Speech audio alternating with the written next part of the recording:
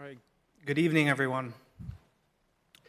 Ladies and gentlemen, esteemed members of the Planning Board and valued community representatives, I welcome you all to this evening's assembly of the Saco Planning Board. As chairman, it is my privilege to convene this gathering dedicated to the thoughtful planning and development of our community. Today, we come together with a shared commitment to shaping the future of our city in a manner that reflects our values, respects our heritage, and fulfills the needs of our residents both now and in the future. Our agenda this evening contains important matters, each requiring our careful consideration, expertise, and collaboration. From zoning ordinances to development proposals, infrastructure to environmental concerns, every item on our agenda holds significance in scoping the landscape and character of our community.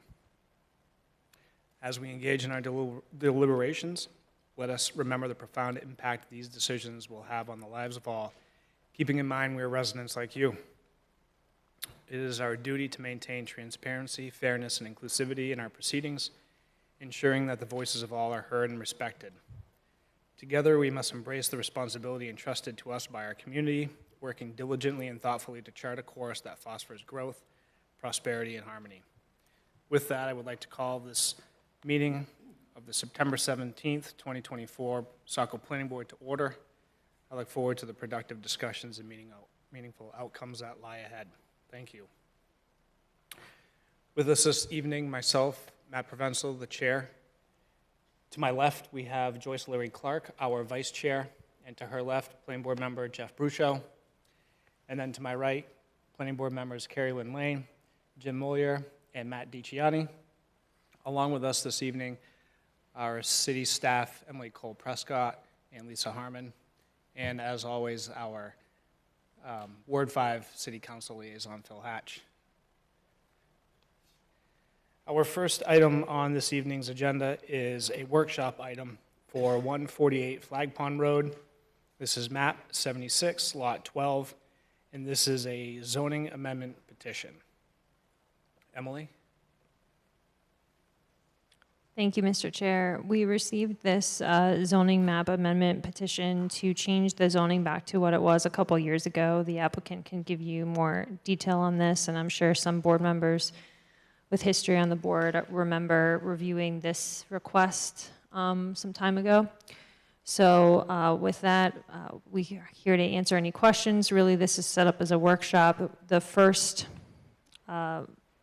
process in this, the formal process, will go to City Council for new business before it comes back to this board for your hearing. Thank you.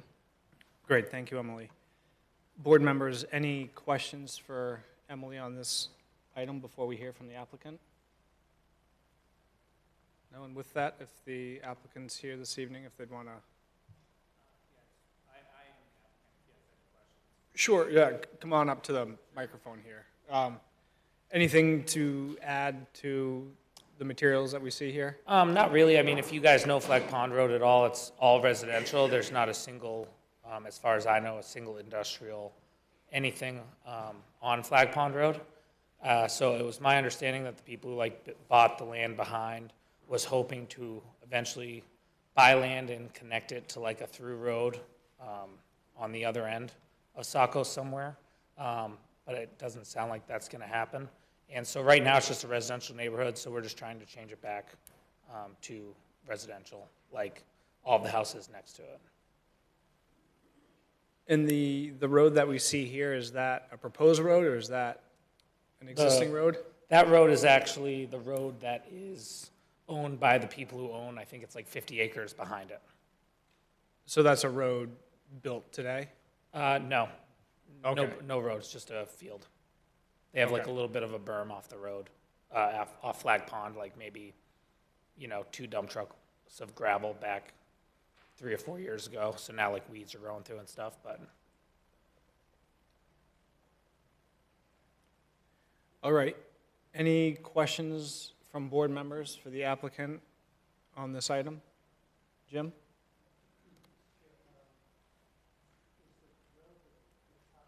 Sorry, Jim, can you hit your mic?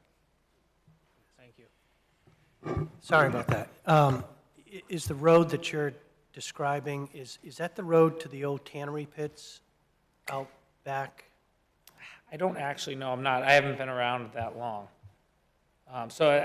It looked like they logged that area back there, but there's no, there's no road. Like, maybe I could probably get down there with like a four-wheel drive truck in the fall or spring once like the grass hay is down, but like, you can't, it's undrivable. So I haven't driven past there recently, but there is an old road that goes in. I think that was for the tannery pit waste that went in, and I think it's all fenced off now, but it's clearly used to be a road. Is that the location that you're at here, or? I'm not sure. There's no fences Okay. of any kind. Jim, if I can speak in, this is the other side of the road from the tannery pits, so this is the other side of, Okay. the other side of the turnpike from the old tannery pits and the other side of Flag Pond Road. Okay. Never mind. Thank you. All right, thank you. I was like, I don't think there's any pits, but I haven't walked really far back there. Thank you, Jim. Any other questions from board members? Jeff? Thank you, Mr. Chair. I don't think it was so much a question as a concern. I remember being on the board when we had one of these reviews, and this is kind of one of the effects, I think, of our continued development when we have very little buffer between, uses that might not be as compatible. And I think when we look at the history of this parcel, all of the single-family homes that are on that side of Flag Pond Road immediately abut the industrial park zone. And that has been like that since the early 80s, I think, when we officially adopted some of our zoning and the industrial park. Now, we've had an applicant that owns the land in the back that came before us, and they were looking for access. And I remember that there was some concerns about sightline. But if I recall correctly, there's a fairly large ravine that they need to traverse to get out to any other point along Route 1. So here we are with the majority of our undeveloped industrial park kind of locked in there with a large geographical obstacle for development. And I think most of you know, I try to advocate, I think it's important for our city's diversification to have an industrial base. And our current industrial park zoning is all that we have left to offer for any use like that. And I try to advocate we should be selecting additional sites. It offsets our tax base. It provides job opportunities without needing to travel very far. There are a lot of benefits. So when I can respect the use in this area has historically been single family, I understand that. But I also understand really clearly that they basically bought into having their back property line abutting an industrial zone district. Now, whether this parcel were to change or not doesn't change the fact that there's an industrial zone behind them. So if a landowner continues to buy land and gets access via Route 1 and works their way in, that development will still take place. And we're going to have a very close abutment of different uses. We don't have a transitional zone like we tend to have on the North Street side with the business district to try to soften that way in and out of the industrial zone. I see this particular piece, and we reviewed it heavily, as kind of a key to allow the development of that industrial park that our community needs. And in that regard, I wouldn't necessarily be in support of recommending a positive motion to council for this petition. And I'm just a little bit nervous that this is going to continue to be an issue. For instance, off of Roebuck Avenue, we just approved 13 units. The parcel to the north is zoned industrial. It abuts the General Dynamics facility. Currently, General Dynamics hasn't been very proactive about expanding, but they could, and that zone is still there, and we're going to have very close proximity of residential and industrial uses.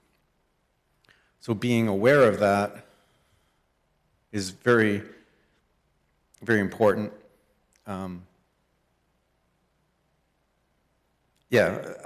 I guess in summary, I'm not really in favor. I think we need to be cognizant of the potential for that industrial park to help offset and stabilize some of our tax base and job opportunities within our community, and we need to be able to leave them some access.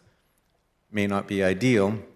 There's been a lot of residential growth in that area of our community in the last 20 years. It's heavily traveled, but we also, I feel like we need to be planning for in continued development of industrial and commercial uses for our community. So I'm not really in support of endorsing this petition positively to the council. Thank you. Thank you, Jeff. Any other thoughts or questions from board members? I have a thought real quick, if I could. Hold on one moment, please. Joyce, did you have a thought or? Well, yeah, I'm just thinking about the discussion that we had about this property fairly recently, where an applicant, obviously it wasn't you, wanted to connect this parcel to the industrial park, and it was vehemently opposed by, I think, everyone in the neighborhood. And this board recognized the fact that this was there were sightline issues, because we're talking about a 35-mile-an-hour speed limit, and the entrance to this property is right on the overpass. So, you know, it seems like we've gone through this already, and as I recall, and I'm not sure we can tell from your map, I think there's a ravine between this property and the industrial park, too. I could be wrong about that, but it sounds like no matter what, getting from the industrial park to Route 1 or getting from the industrial park to Flag Pond Road is going to require some wetlands impacts, bridges, something. But I, for one, would rather see trucks coming from the industrial park out to Route 1 and not through a residential area. Thank you, Joyce. Any other board member thoughts or questions right this moment? Or please go ahead. Sure, sorry, I wasn't sure how it went. So I just want to be clear, like in that picture, the blue in the middle is a 2-acre lot with a house on it currently. That's residential, someone's living in it. And someone's been living in it for as long as I know. Like when I talked to the owner I bought it from, he said it's been rented out. And so that is the only area that would be changing. The road that is on that map that's not actually a road yet, that they wanted to become an industrial road, is still their land. So that would still be industrial, I believe. I don't think that would change in the 50 acres behind that 2 acres. It would only be the 2 acres of residential land that is already currently being used as residential. So in order to go industrial, they would have to tear that house down and, you know, change that 2-acre lot, which I don't see, you know, nowadays happening that often, I don't think. Thank you. Emily, do you, both Joyce and Jeff are correct. We have discussed this property, and as far as the particular lot here, lot 12, is that, do you recall or have any of your notes as to the determination to include that in the industrial designation and not, you know, it being an existing lot of record? We captured it in the industrial. Do you recall the specifics as to that decision?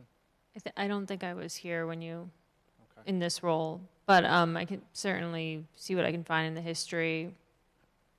And I also have the GIS up. If you wanted to see, we have like the future land use plan in there and the zoning layers in there. I can pull up for you as well. Yeah, would you please? Yeah. So, any other thoughts from board members right at this moment? So I agree with Jeff. However, I think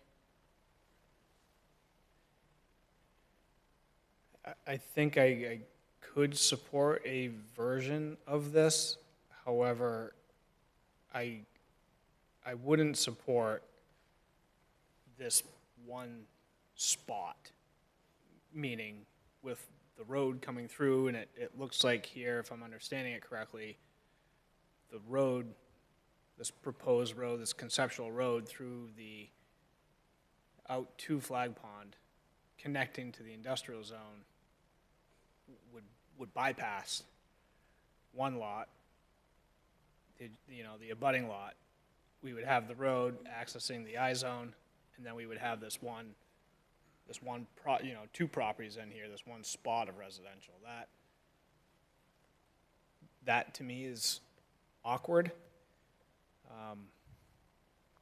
But did I see that GIS up, Emily? Is that easily? Oh yeah, thank you. So that's a piece of property that's fairly clear. And then that long strip along the highway, that's another piece that was recently, there was some timber harvesting there recently, I believe, as well, right?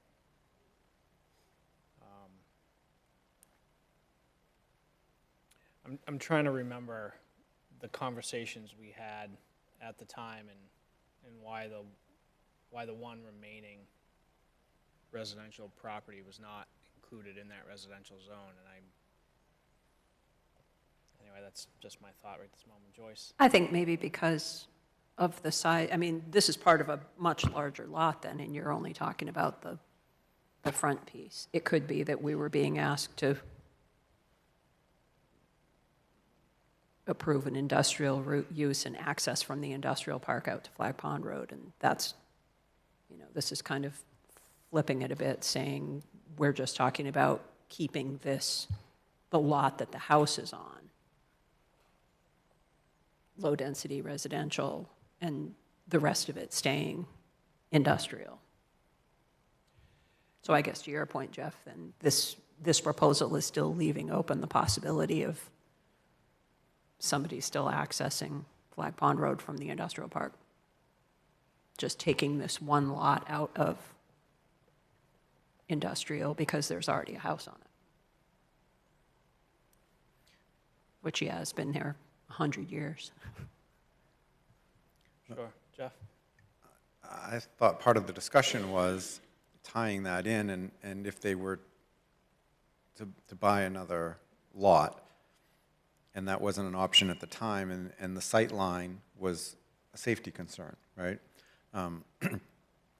But who's to say that one of these parcels doesn't buy one of the residential lots that abuts Flag Pond Road currently, and they come right to us with the exact same petition saying, hey, we need to change this residential use so we can construct a roadway to access our industrial land.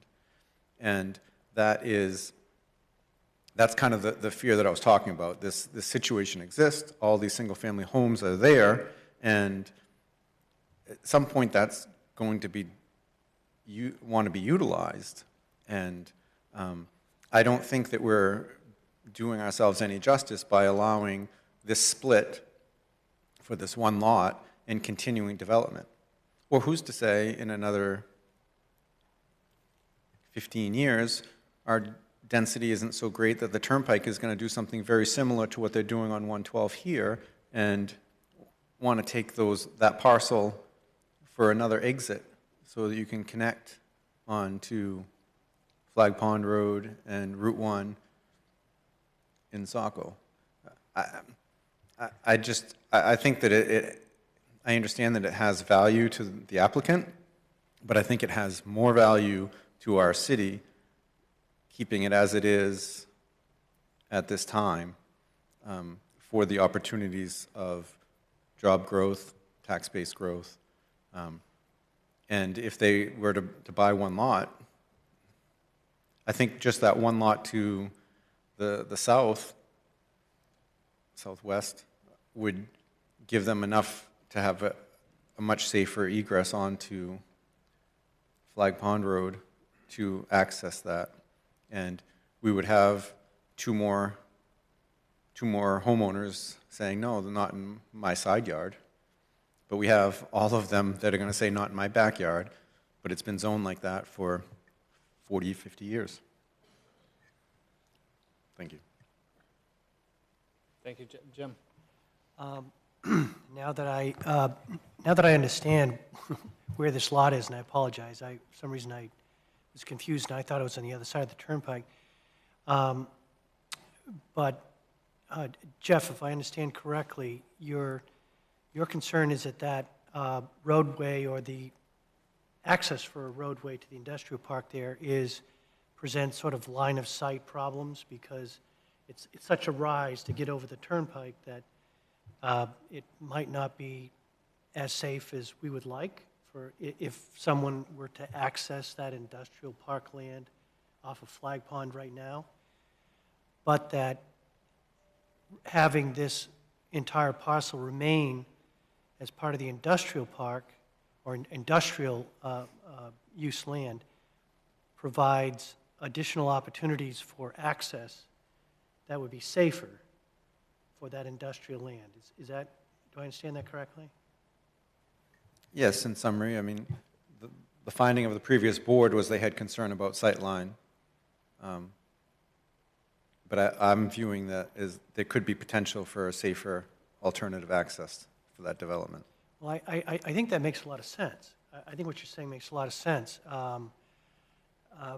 Now that I understand where we are, there is a substantial rise in the road going over the turnpike, and so that one access point doesn't look like the best, and some other access point, on this lot could be much safer for industrial uses, and I'm inclined to agree with you, that Jeff, that I think rezoning the land might be a mistake, because it sort of eliminates our future opportunities to utilize that industrial land. Thank you, Jim. Any other board member thoughts or questions?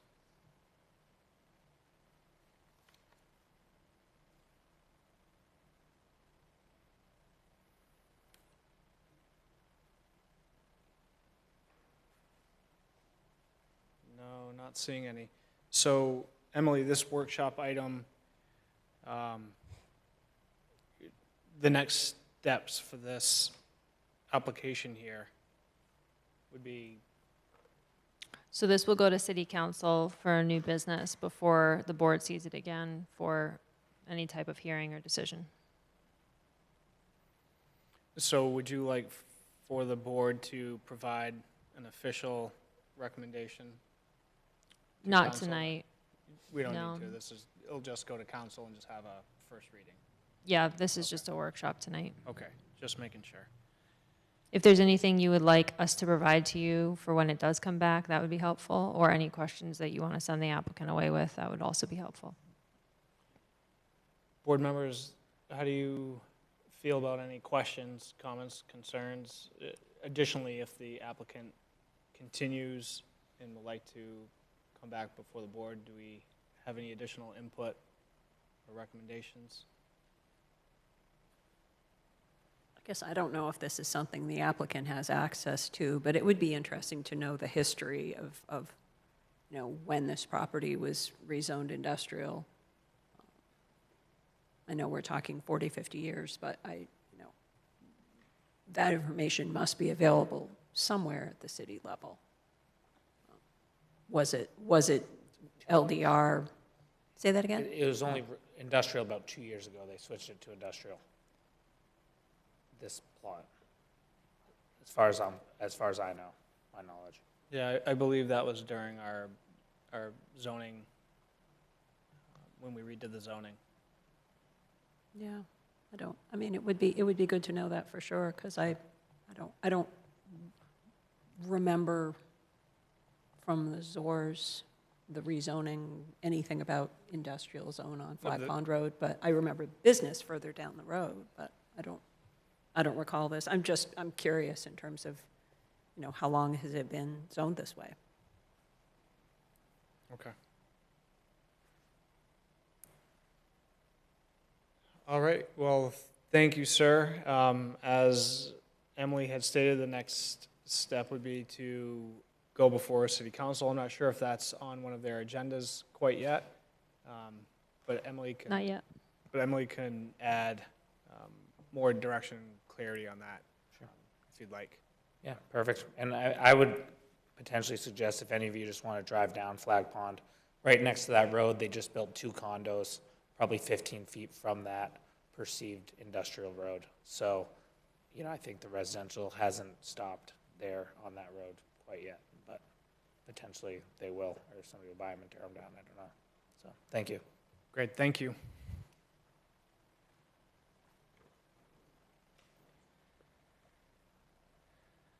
All right, continuing with this evening, we have called Jeff.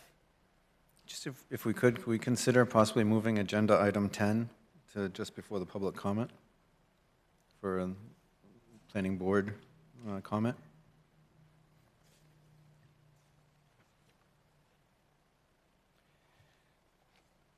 You would like to add some planning board comments to before public comment. If we could, please. Do board members have any objection to that? Okay, could we make note of that, Emily? Yeah, can you just make a motion to alter your agenda this evening so that it's clear, because you're going a little outside your SOP, because your agenda format's written in your SOP. Thank you. So, Mr. Chair, I would move that we shift our current agenda item 10 to just in place of, or just before item number 5 for public comment. I'll second. Thank you for the motion, Jeff, and the second, Joyce. Any discussion on that motion to move agenda item 10 to between 4 and 5? Those in favor, Matt? Yes. Jim? Yes. Carrie Lynn? Yes. Joyce? Yes. Jeff? Yes. I would vote yes as well. Motion passes 6-0 to adjust the agenda. So with that, we have called the meeting to order this evening. We have roll call the members present. And with that, we will move to item 4, the approval of our meeting minutes. Our first draft minutes before us are for August 27th, 2024. Are there any notes, questions, edits to those minutes? Mr. Chair, I move to approve the draft minutes from August 27th, 2024 as presented. I'll second. Thank you for the motion, Joyce, and the second, Carrie Lynn. Any additional discussion on that motion? Those in favor of accepting the August 27th, 2024 minutes as presented, Matt? Yes. Jim? Yes. Carrie Lynn? Yes. Joyce? Yes. Jeff? Yes. I vote yes as well. Motion passes 6-0 to accept the minutes as presented. Mr. Chair, I move to approve the draft minutes for September 3rd, 2024 as presented. I'll second. Thank you for the motion, Joyce, and the second, Carrie Lynn. Any additional discussion on this motion to accept the minutes as presented? Those in favor, Matt? Yes. Jim? Yes. Carrie Lynn? Yes. Joyce? Yes. Jeff? Yes. I vote yes as well. Motion passes 6-0. Mr. Chair, I move to approve the planning board site walk notes for Tuesday, September 3rd, 2024, as presented. I'll second. Thank you for the motion, Joyce, and the second, Carrie Lynn. Any additional discussion on that motion? Those in favor, Matt? Yes. Jim? Yes. Carrie Lynn? Yes.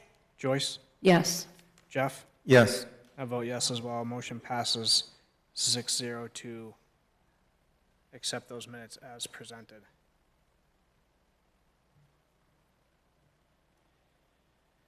All right, with that, moving to our amended agenda this evening, to our next item, planning board comments.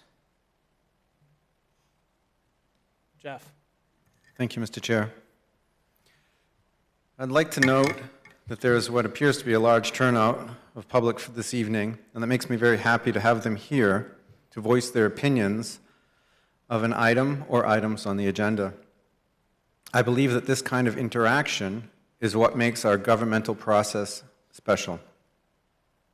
Citizens being able to share their thoughts, concerns, or support of a proposed project and how they feel it may affect their quality of life at their home or within their neighborhoods weaves a better fabric of community for which for me is the reason I volunteer to serve. Please remember that we, our board, are all giving our time to help build a stronger community. As many of you have pointed out, there are oftentimes conflicting sections of our city codes and ordinances which we each may view and interpret differently.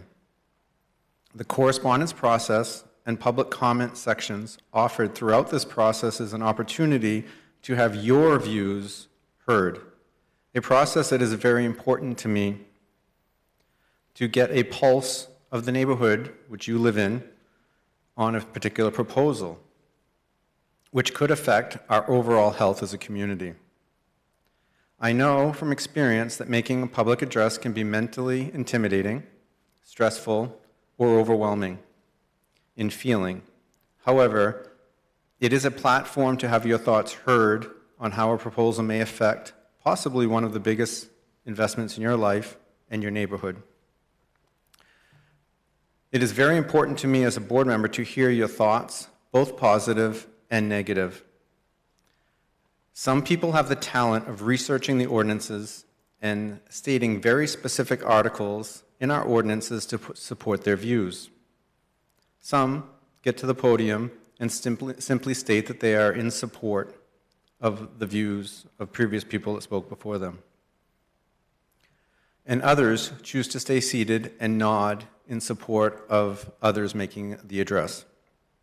These are all equally important roles. I would ask, however, that the points of concern or interest are made, that care be given to the manner and the tone which is used. We are board members, applicants, staff, neighbors, but we are all people with feelings first. I know firsthand that when you feel like your preparation has been completed, you have all your supporting documents and articles to support your particular view, that it's easy to just deliver it as, here it is, black and white, and in your face. One of my greatest regrets was made right here in these chambers when I delivered a point of a topic specific to process, which was most likely factually correct, but my tone made it seem like a personal attack. Needless to say, it did not get the resolution I was looking for, but it also had an inadvertent tone, and it tore a little bit of the fabric of our community. I would like to note that some comments directed towards staff's actions or assembly of packet information, whether on inclusions or omissions, seem to have a tone that, in my opinion, could have a negative effect that I just mentioned. Having been active in the local governmental process for years now, I would like to note that the team of staffers we currently have has been continually raising the bar of the standards of equality for the applicants, process, and most importantly, to place the city in a sound legal position for decisions that are made, all in a professional manner. All in a professional manner from where we were a few years ago. So, with that said, let's be kind and work through the process together so we all have a hand in weaving a stronger community. Thank you for the chance to share my thoughts when everyone was here. Thank you, Jeff. Any additional board member comments at this time?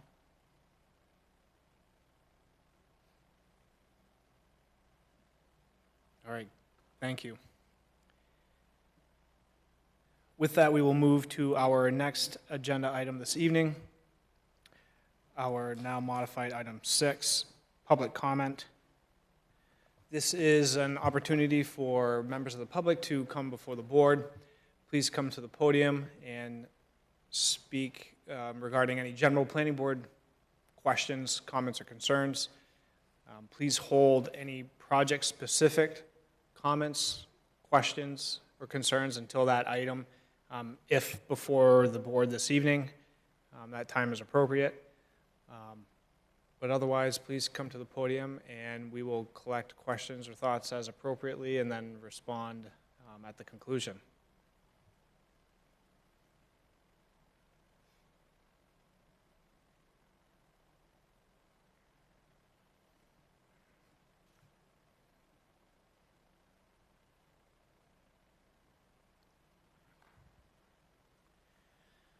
All right, not seeing any members of the public wishing to speak this evening, we will continue.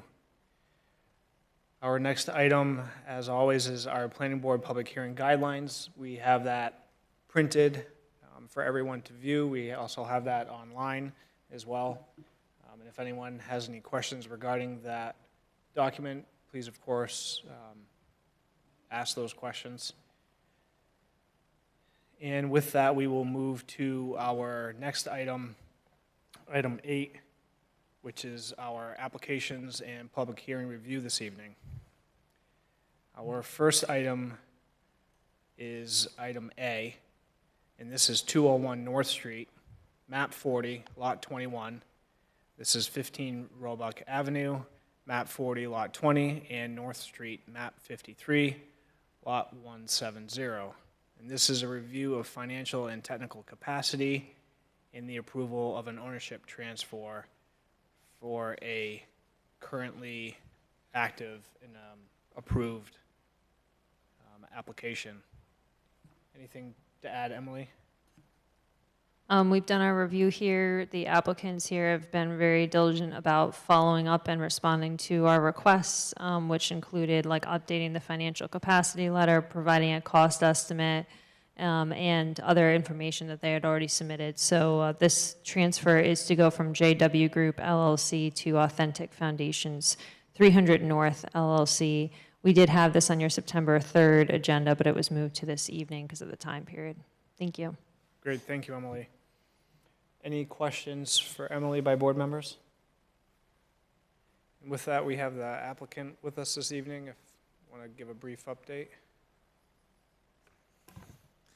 Good evening, members of the board. How are we? I'd like to thank you all, first of all, for the comments initially, just in general. We're certainly all neighbors trying to build our community here, and it's important we all speak to each other that way as well. The project in front of you, the 201 North Street project, per section 188-605B, they've submitted their financial and technical capacity, along with a few other things in that application as well, in the intent to transfer the ownership and the approval over from the JW Group to Authentic Foundations. Also in that application packet, you'll see the purchase and sale agreement, just to kind of prove a right title and interest as well. A descriptor letter that gives you the relationships between Authentic Foundations 300 North LLC and who Balin Group Development is, to further clarify any questions that might have come up with the financial capacity initially. I know they also submitted an additional financial capacity with the corrected LLC name on there from the bank as well. Certainly, I don't mean to take up a ton of the board's time, and if you have any questions, we're certainly here to answer any questions we can. Thank you. Great, thank you. Any questions for the applicant by board members?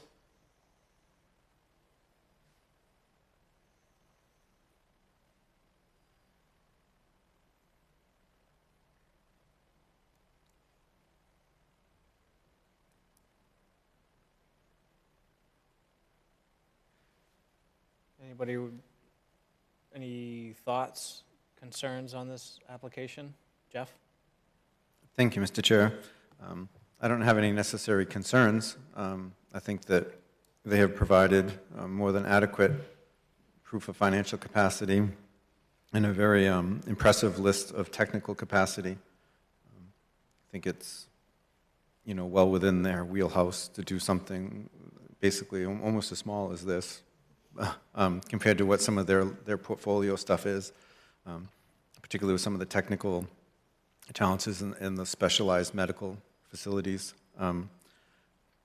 So I don't have any issues with their technical or financial capacity, which is what we're asked to review tonight. I guess I do have one question, is that do we put some note? We never seem to put a note, or I observe that this happens more than I would expect. People go through the whole process of getting a subdivision approved and permitted, and then pass it on, sell it, have somebody else develop it. Should we consider making a note in the file when that's done? Because to me, it kind of shows the technical capacity of the person who got it approved. This sat, and quite honestly, it sat when we were looking at the other subdivision just behind it, and I wasn't on the board during that interim time, so it wasn't really on my radar, and it may have really affected some of the questions I would have asked for protection of the neighbors on this street, because now we're doubling what we really approved. I mean, it's 26-something units, right? So that would be my only thought. But as far as this applicant having the right to be able to move forward, I think they have both technical and financial capacity to complete the transfer of ownership. Thank you. Great, thank you, Jeff. Any other board member thoughts? I guess just one comment that we did approve the extension of this approval about a month and a half ago, so. Correct. I think they did overlap a little bit.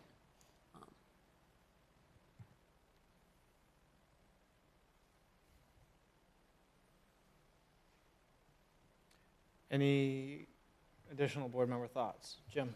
Mr. Chair, I also reviewed the financial and technical capacity standards, and it certainly looks like they've checked all the boxes. They certainly are capable of completing this project and doing it well, and they have the finances behind them to make it happen. So I'm in favor of the change of ownership. Thank you, Jim.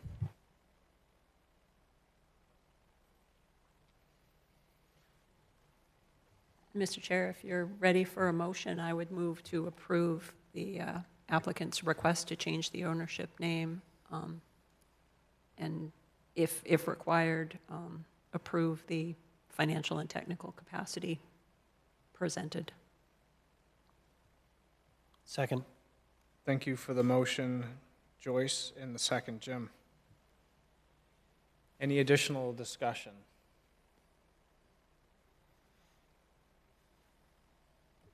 Those in favor? Matt? Yes. Jim? Yes. Joyce? Yes. Carrie Lynn? Yes. Jeff? Yes. I vote yes as well. Motion passes 6-0. Thank you for your time. Thank you.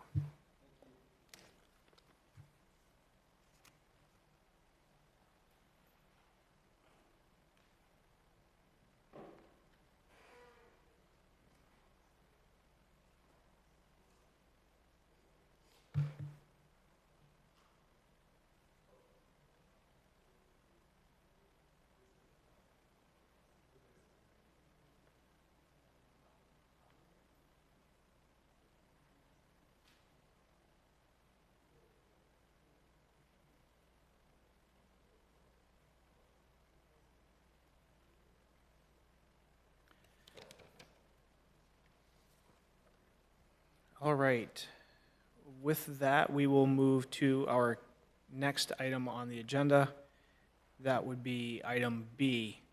And this is 20 Bayview Road, map 8, lot 44. And this is a continued conditional use review for a farm stand to support flower sales.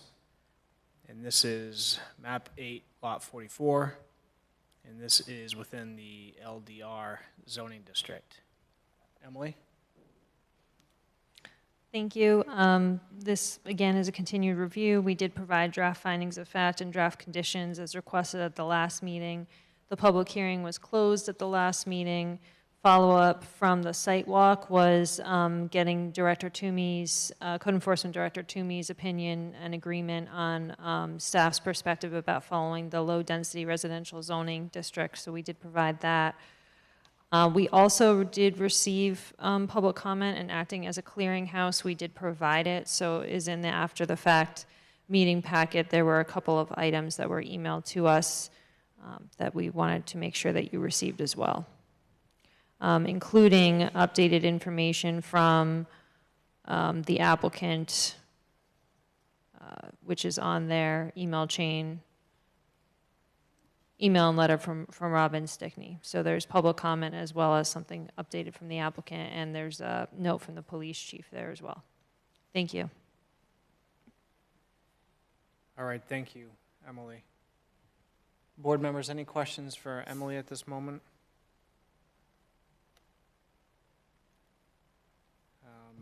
All right, and with that, we have the applicant with us this evening.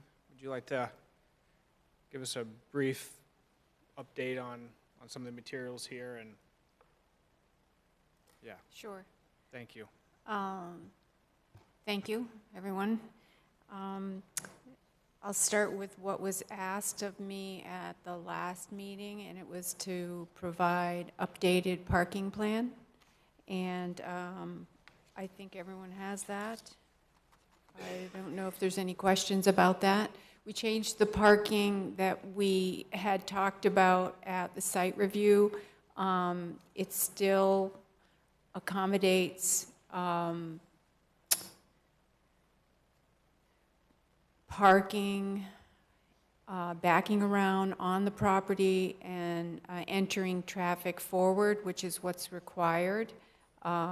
It also accommodates the zoning's request for the number of spaces. It actually exceeds it by 1, so there's 2 parking spaces. But the design has changed from the original slightly, and making the, we'll call it a hammerhead turn, it's a little different than a hammerhead turn, making it easier to make that turn. I don't know if you can see that on the plan.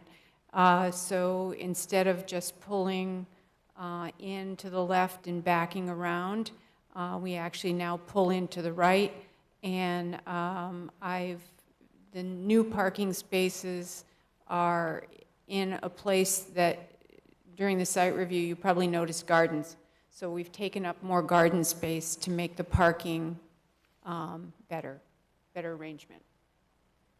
And so that's what you see here. Great, thank you. And the farm stand was slightly moved over. We actually kind of restaked it while everyone was there that night. And so from the original plan, it still is the same size and the same setback from the road, but it's moved over slightly to the left, opening up the space for parking, a little bit more, a little bit easier to turn, and it also provides buffer. There was some concern about people stepping outside of the farm stand and into the parking area or the turnaround space, that it would be a safety issue. So there's landscaping to create a, I guess, sort of a walkway, a safety area when you leave the farm stand. So that cars will not be backing straight into that, and people won't be walking toward that back around place, if that makes sense. Yes, thank you.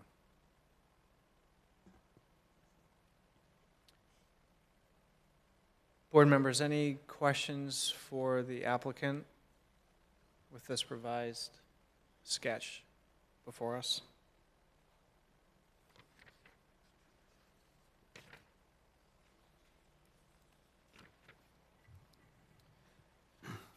Mr. Chair, I think the new parking plan is much better than the old ones, and I think it, particularly where you have the foot traffic going from the parking area to the farm stand, and you have bushes or trees that would prevent people from,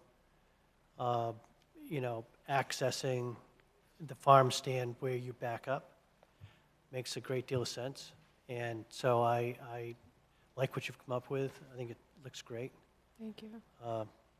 We've also added, it was questionable how, in my original plan, how we would kind of designate parking, the parking surfaces, how would people know this is where to park? So we had signs that we recommended, but now we also, on the new parking plan, actually have 2 fences, one for the turnaround and one for the parking.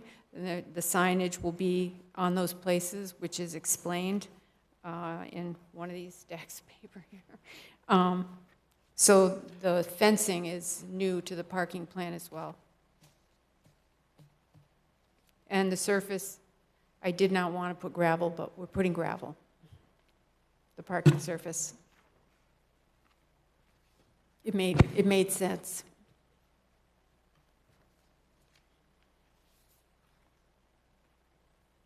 Thank you. Jeff? Thank you, Mr. Chair. I'd like to echo Jim. I mean, I think the applicant has done a very good job of being able to modify and hear some of our concerns. I agree that this parking layout is much clearer and offers many of the safety concerns for people who may be on site that I felt were valid during our site walk. I like the fact that you intended gravel to kind of really distinguish that this is parking, it's not just driving on the lawn.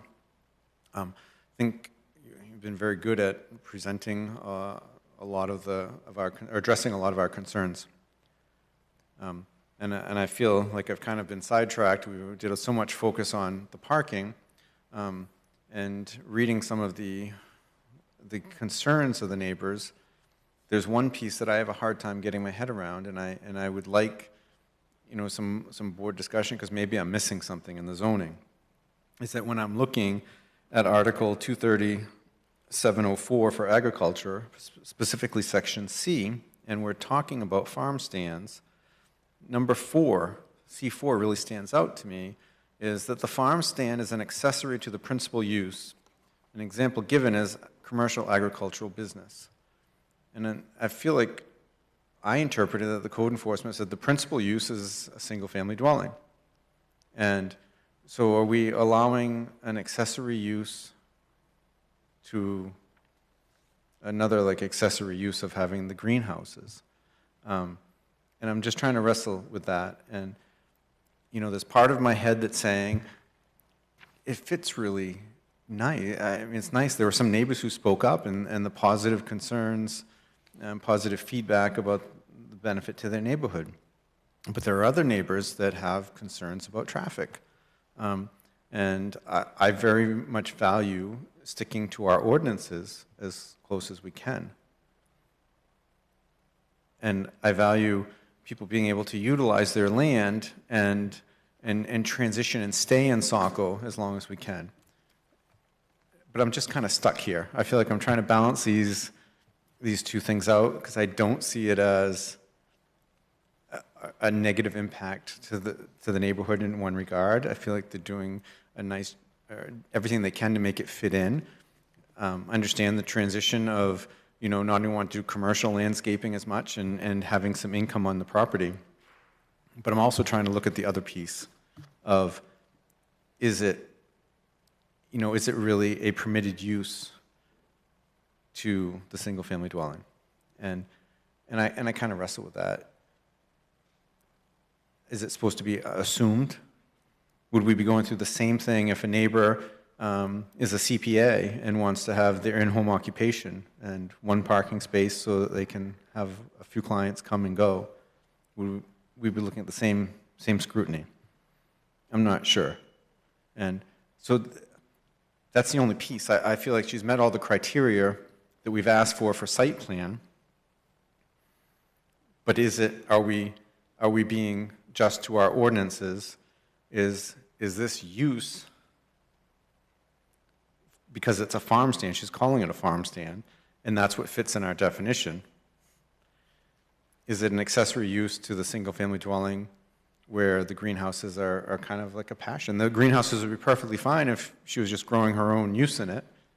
Nobody's really contesting the fact that the greenhouses are on the property, but it's for revenue. And I'm just kind of stuck because I want to be fair to both parties, people that are supportive and people that are not. And I'm wrestling with it, and I'm looking for some influence, I guess. Thank you. Thank you, Jeff. Any other thoughts from board members? Jim?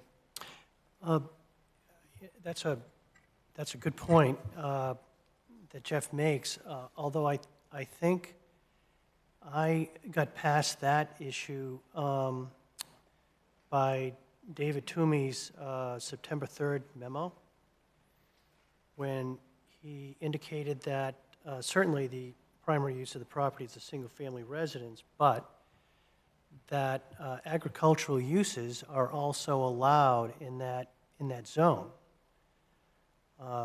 And so, according to his opinion, the greenhouse and farm stand are accessory uses to the agricultural use, which is already which is there and has been there for a number of years, and that's an allowed use in that zone as well.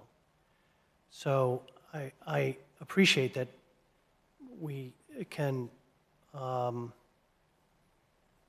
think we may be thinking about it too hard, an accessory use and accessory use. I think we have to look at the agricultural uses on the property as a permitted use, and then you think of the accessory uses to that allowed use on the property. So based upon David Toomey's memo, I'm not troubled by granting conditional use for the farm stand and the greenhouses based on his opinion. Mr. Chair? Thank you, Could Jim. we ask staff, we have that table, like I'm looking for the permitted use table in our zoning ordinance. Is there a chance you have it at your fingertips and put it on the screen, please?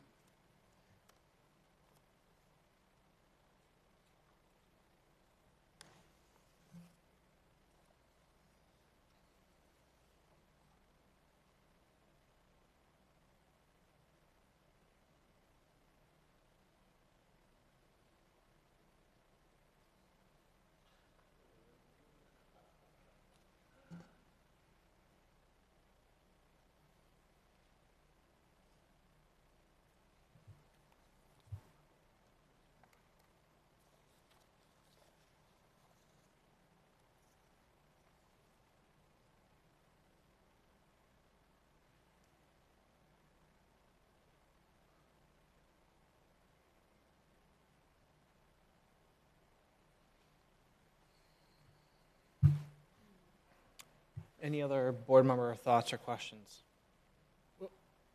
I would just take it as, take into account everything that Jeff said, and we have to weigh that with, I take also the common sense approach, right? So we talk about, does it fit, is it accessory use and all that stuff, but the common sense approach in my head is, it's a farm stand. It's not a taxi stand, it's not a bar, it's not, there's a million other things that could be asked for, right? But this is a farm stand, it's nothing that should have a great impact on the area. A couple parking spaces, it's a farm stand. That's kind of how I look at it, just to simplify it, take into what Jeff said, and then what is it? Right, think about it at the end of the day. Great, thank you, Matt.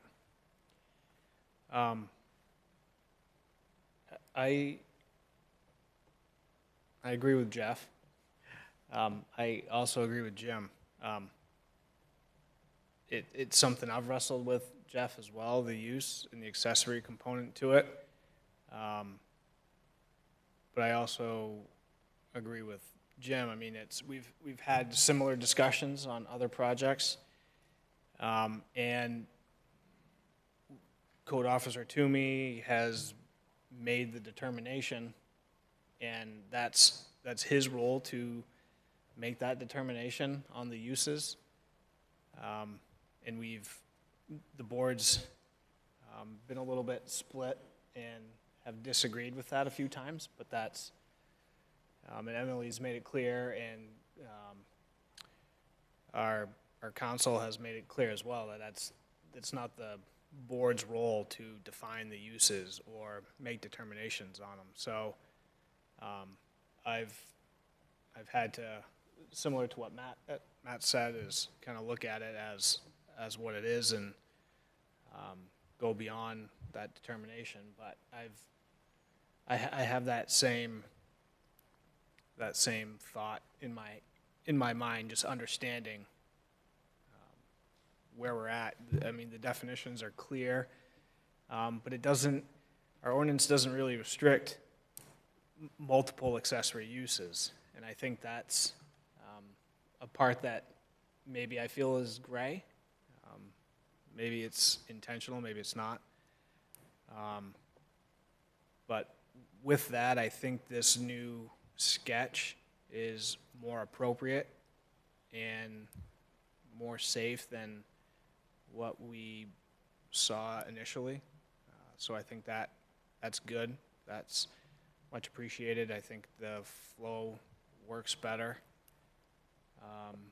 as well. Joyce? I mean, I find it helpful to see the table and see that agriculture excluding livestock is listed as a permitted use in LDR zone. And it sounds from Mr. Toomey's letter that there can be more than one permitted use on a piece of property, and this is an accessory use to a permitted use. I think one of the things I was thinking as I'm writing notes here is maybe to alleviate some of the concerns of the neighbors and make it easier to monitor this property later on, is maybe we modify the conditions of approval slightly just to clarify. I mean, right now, number 6 says basically any expansion of the use requires additional review, which is sort of stating the obvious. But if we included the applicant's proposed hours of operation and dates of operation and the fact that there's not going to be electricity to the structure, it makes review of this use easy down the road if the hours change or suddenly it's neon flashing lights. Everybody knows where we are, and we know what it is you're proposing now, and that makes it reassuring to the neighbors that what you're proposing is really what's going to happen. All right, thank you. I have reassured a couple times in this application process of my intent about electricity and about hours of operation. But as you say, to write it as a condition of use, that's fine. If that's reassuring to others that it's written into, then that would be great. Because as I originally spoke to one of my neighbors, I go, there's only so much I can do to calm people's fears. I can't change how they fear things. I can speak. That's all I can do. Mr. Chair, Carolyn, yes? so I feel like I need to be devil's advocate. We have the complaints from the neighbors, and we have some of the positive comments from the neighbors. And I think some of the neighbors need to know that whether the business was there after 2005 or not, it's a conditional use. So she has the right to come to the board for a conditional use application. And it does state that it's an agricultural use, non-livestock. However, at what point does it turn into a business? A business is not allowed in that district, in that zone, and it is technically considered a business.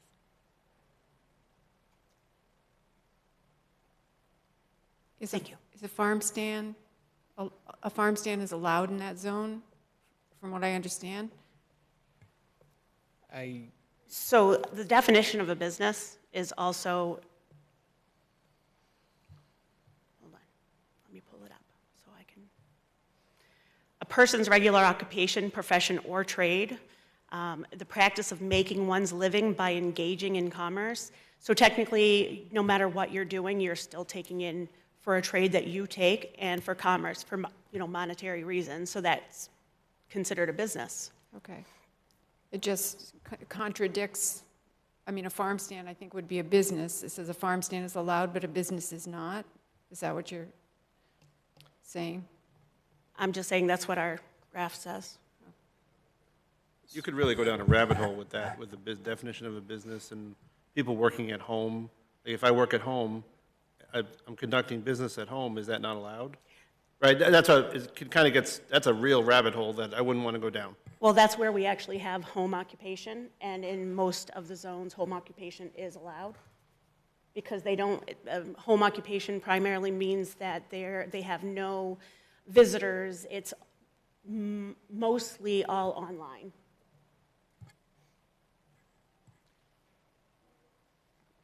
Jeff, and then we'll get Emily's thought. Thank you, Mr. Chair. I want to thank the other board members because you really pointed me and staff for putting the chart up because that's exactly what I was looking for. I think it clarified everything with the combination of Dave Toomey's memo and seeing the conditional uses. So I am very much kind of formed my opinion. And I agree with Joyce. Let's make our conditions, findings of fact, conditions of approval very solid. And I think one of the key things that we had mentioned at the previous meeting was that this conditional use approval I would like to have it as it would cease when you're no longer the principal operator. And have you had time to think about that? I responded to that, like I said, in all this paper. Mm-hmm. I responded to that, and I agreed that if that's what the board feels is necessary to approve this farm stand, I am in agreement with that. Okay, so That's necessary? wouldn't necessarily be a spouse or just with you. You're okay with just you as the applicant? Yep. Okay. So yes, Mr. Chair, I guess that's where I'm at, ready to make some more defining motions or hear from Emily if you'd like. Thank you.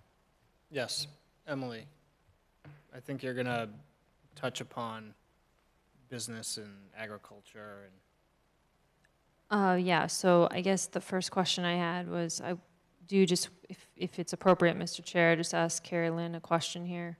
yes, please. Where are you seeing the definition of business in chapter 230? I'm sorry, I couldn't find it when I was looking for it, probably because I have way too many tabs open. But I just went on to the definitions on the website, on the web. Okay, so how we would look at this as staff, if somebody comes to our office like Robin did, we don't really refer to the green. So we don't really refer to the green. This has caused some confusion, and maybe we need to update the table in the future. But so when our ordinance folks rewrote the zoning in 2021, we never had a table, so they organized a table for us. We used to flip through like pages, like 30 pages or more of like the different uses in semi-alphabetical order. And what they did was they organized things by business categories, and we did our best to like, not business categories, but categories for uses, right? So that we as staff could more easily find use types, and then it would be easier for the public to use the code.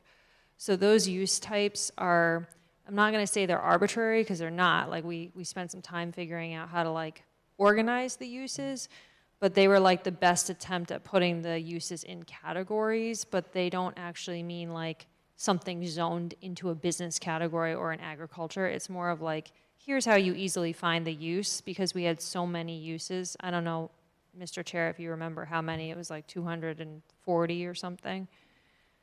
It was an unnecessary amount, yes. So this has caused a little bit of confusion because we've never had a use table before. So people sometimes come to me and say, well, if it's not in a business category or an agriculture-related category, it's not really allowed. But how we've been taught to use this table from the zoning ordinance folks, and the intention of it was that you go to the actual use category, use itself. So like in the case of this application, you'd go to the thing that it most accurately represents. You wouldn't go to like a category for business or a category for education, let's say. So that's why we would say, how we've been using this is agriculture excluding livestock is permitted in LDR, and then the farm stand was conditional. So I don't know if that's helpful, but that's kind of some history on how the table looks the way it does. And you're like the second or third person to mention this. So I think the folks that did the zoning ordinance and staff and the committee at the time thought this was a great idea. And I don't think it's a bad idea, but maybe it just causes a little bit of confusion.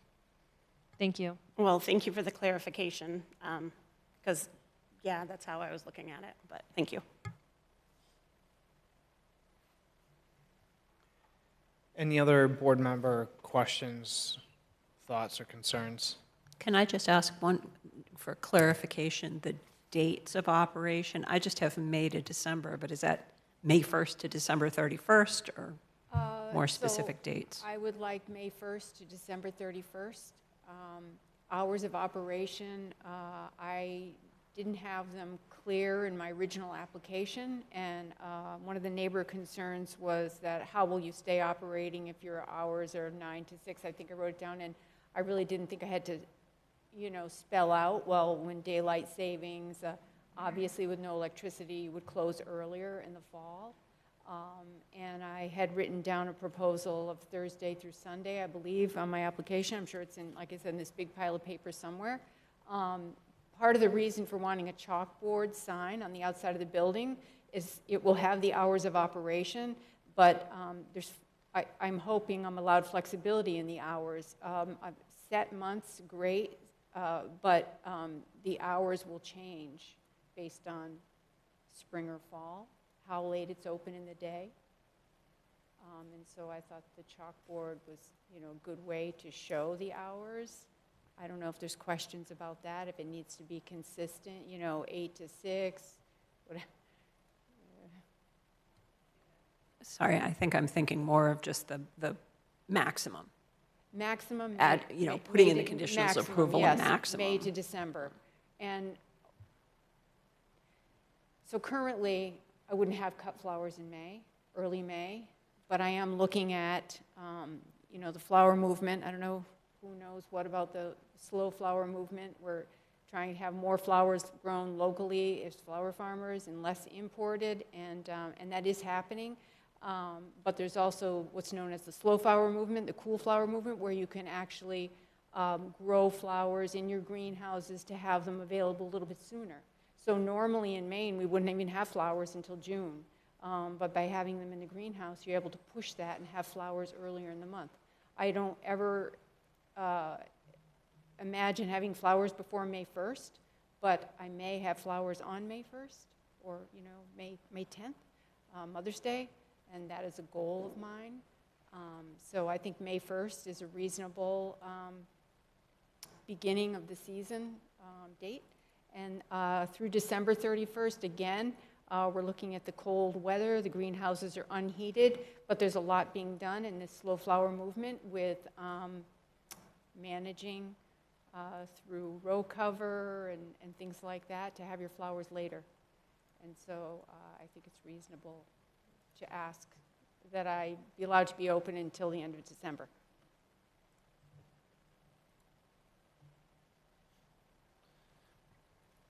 Mr. Chair? Thank you, Joyce. I'm sorry, if there are other comments, I was just going to make a motion to approve the findings of fact, and I know the more challenging one is the conditions of approval, but Joyce has been making diligent notes over there, so I'll let her deal with that one. But when it's appropriate, I'll make a motion on the findings of fact, Mr. Chair. Jeff? I was just going to touch upon, you know, the dates of operation are fine, but I do think we should be referencing the hours at some point, so it's not too early and it's not too late, particularly where part of our requirements normally for parking talks about illumination. We want to make sure that this is closed by sunset, right? I mean, if we're gonna, can we reference sunset, you know, 7 a.m. to sunset, May 1st through December 31st? If something along those lines would, I think, give me a little more comfort for more details. Although And- she said 10 a.m., so I was writing 10 a.m. to sunset in my notes. Okay. Oh, I didn't know I wrote 10 a.m. or said 10 a.m. I plan to be, I'm currently selling flowers from 8 a.m. It could well be that that 10 a.m. or 10 a.m. to 6 p.m. span came about through some of the correspondence from the neighbors. Okay. It may have come from one of them as opposed to you. Yeah, I And don't. Emily was starting to raise her microphone, so that could be Okay. it. I think Yeah, we dusk can- or sunset would be fine. And then 7 or 8 a.m., I mean, right now, there's no farm stand there. Flowers are being sold on the weekends, and people are up early. So I think 8 a.m. 7 or 8 a.m. would be probably fine, because it covers sunrise and sunset.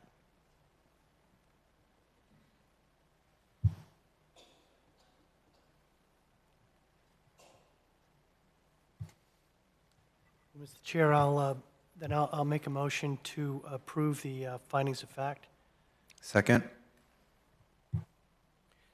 Thank you for the motion, Jim, and the second, Jeff. Any additional discussion on the motion? Those in favor, Matt? Yes. Jim? Yes. Carrie Lynn? Yes. Joyce? Yes. Jeff? Yes.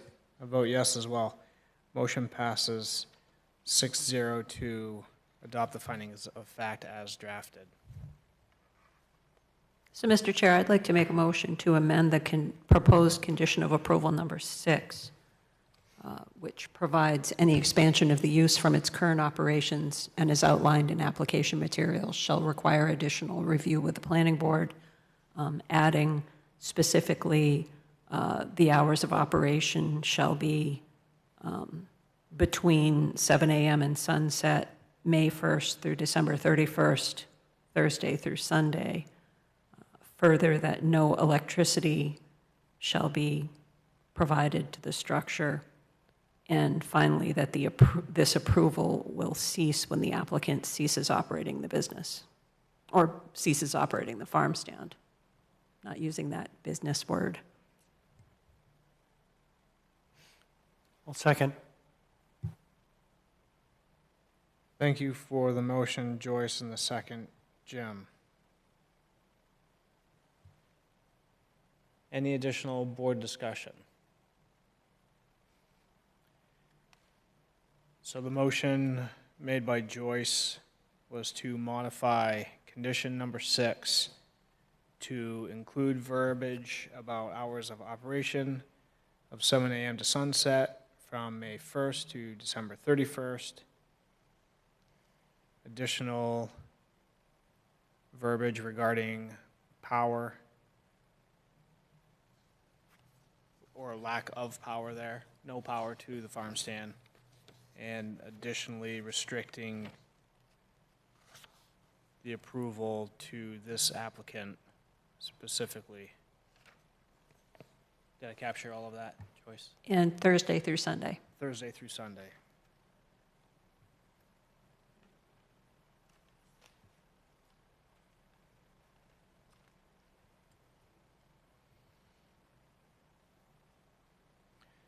All right, those in favor, Matt? Yes. Jim? Yes. Carrie Lynn? Yes. Joyce? Yes. Jeff? Yes. I vote yes as well. Motion passes 6-0.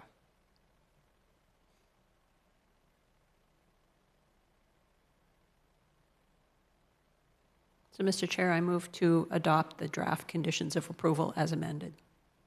Second? Thank you for the motion, Joyce, and the second, Jeff. Any additional discussion on that item? Or on that motion, excuse me. Seeing none, Matt, Yes. Jim, Yes. Carrie Lynn, Yes. Joyce, Yes. Jeff? Yes. I vote yes as well. Motion passes 6-0 to adopt the draft conditions of approval as amended.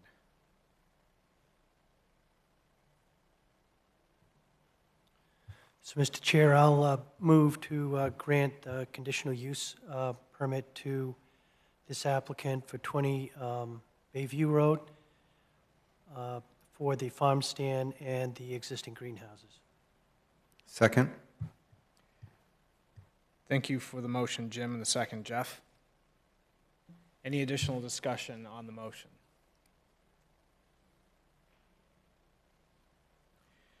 All right, those in favor, Matt, Yes. Jim, Yes. Carolyn, Yes. Joyce, Yes. Jeff? Yes. I vote yes as well. Motion passes 6-0. All right, thank you. Does this mean I get my farm stand? Thank you. Thank you. Mr. Chair, could we take a short break before the next agenda item, please? Yes, we can take a 5-minute recess.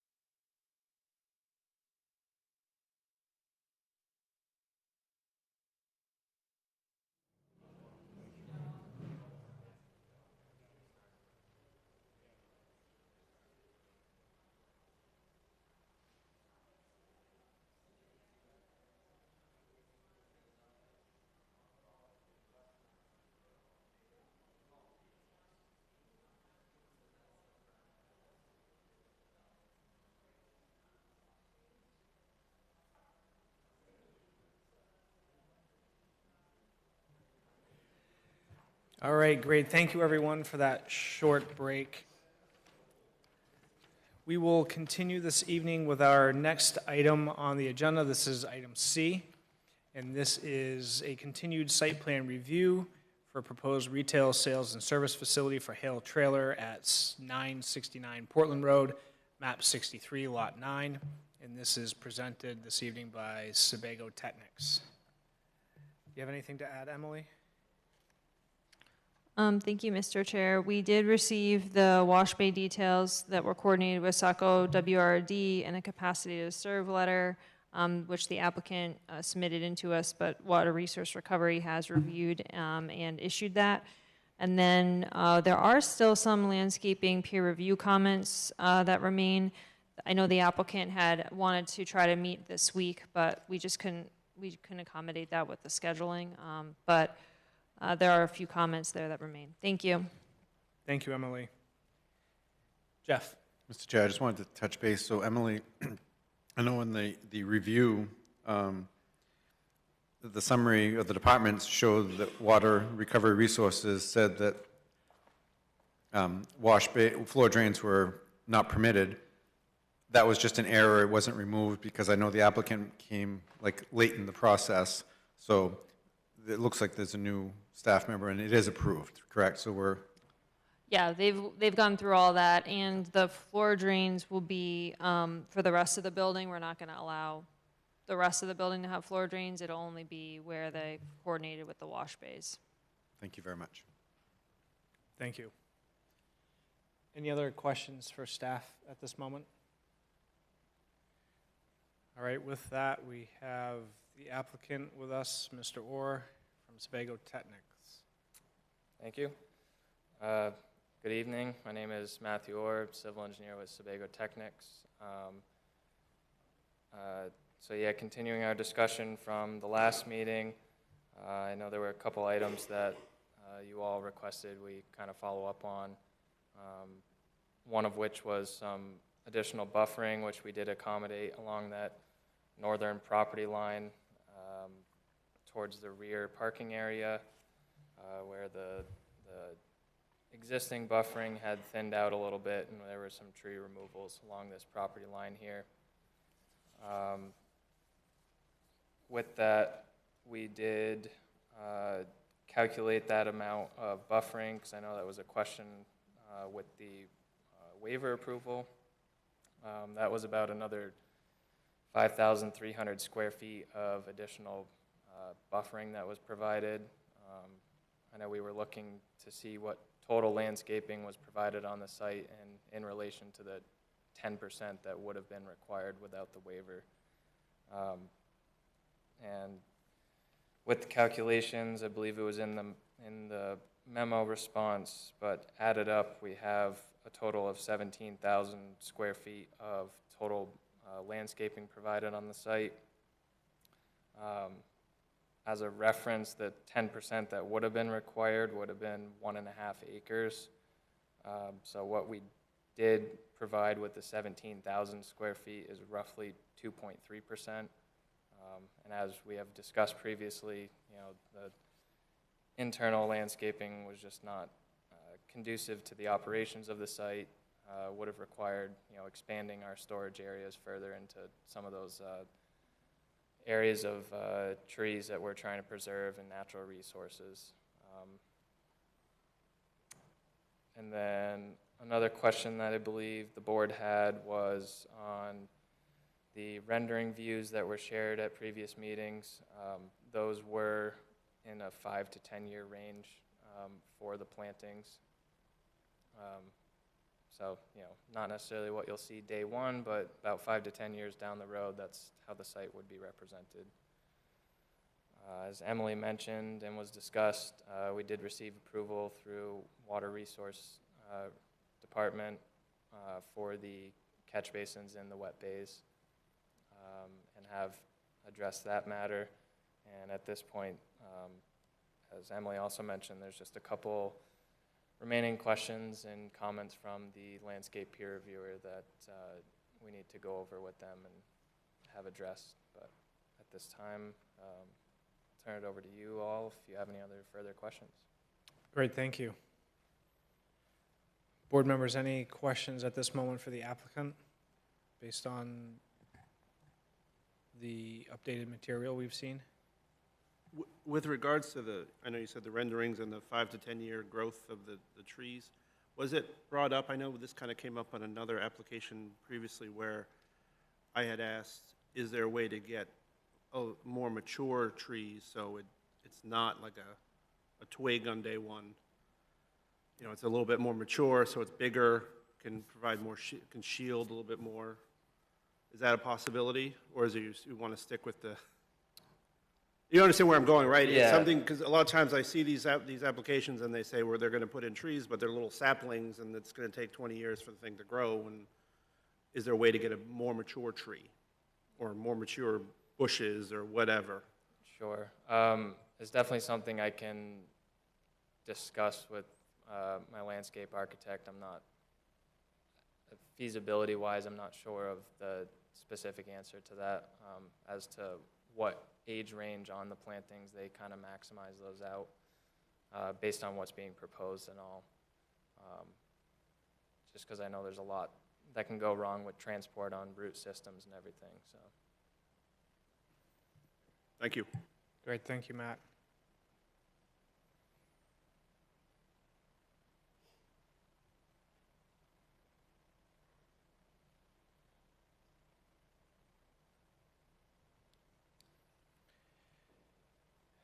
Any other questions or thoughts from board members at this time?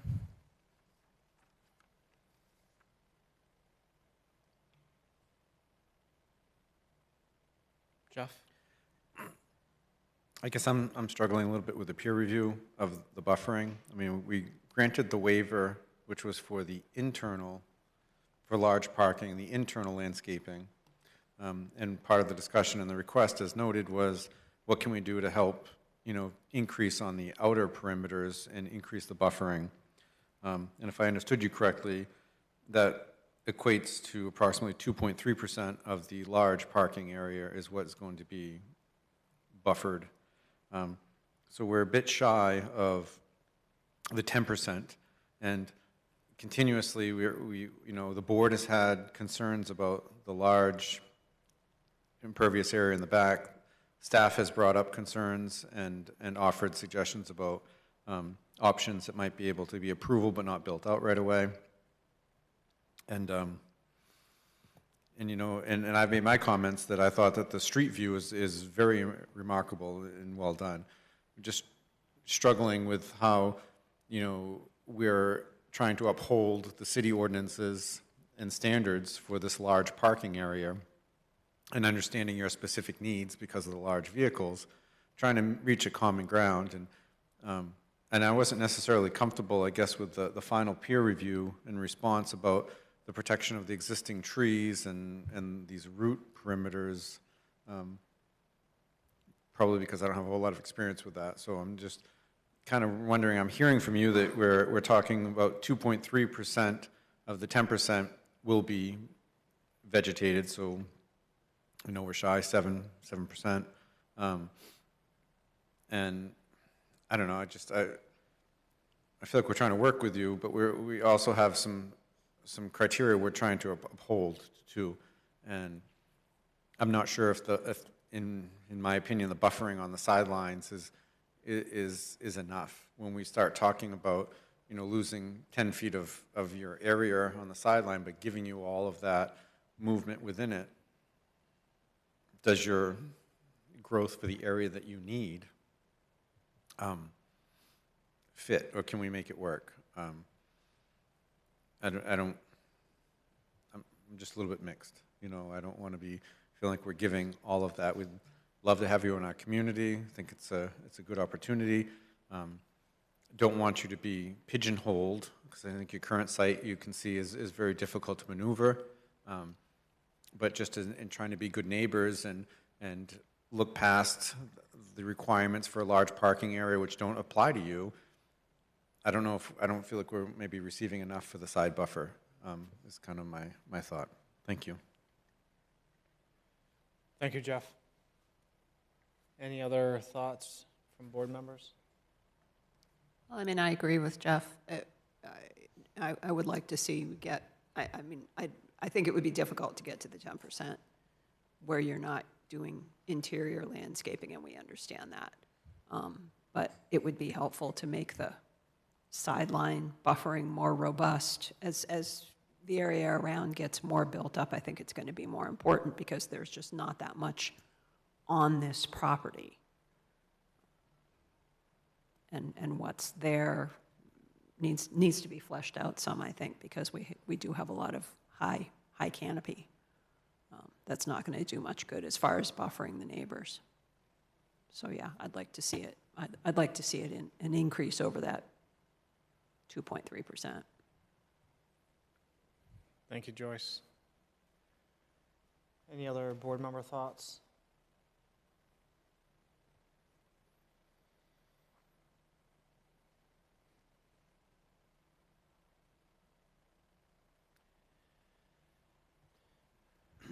Mr. Chair, it looks to me, I'm just looking at the sketch here, and it looks like to the south, there's a fair amount of buffering there. I don't know if that's part of the area that's concerning Joyce and Jeff. But I do agree on the northerly boundary, because there really isn't much there. Once you get past the building, the trees, there just isn't much of a buffer. And I know you had proposed like a privacy fence, which would certainly help some. But to the extent you could give an additional 10 feet or something there on that side and have some more robust planting, I think it would be helpful. So that's the only sideline that I find concerning, because I think the rest of the sidelines seem to have plenty of buffering. Thank you, Jim. Any other board members' thoughts?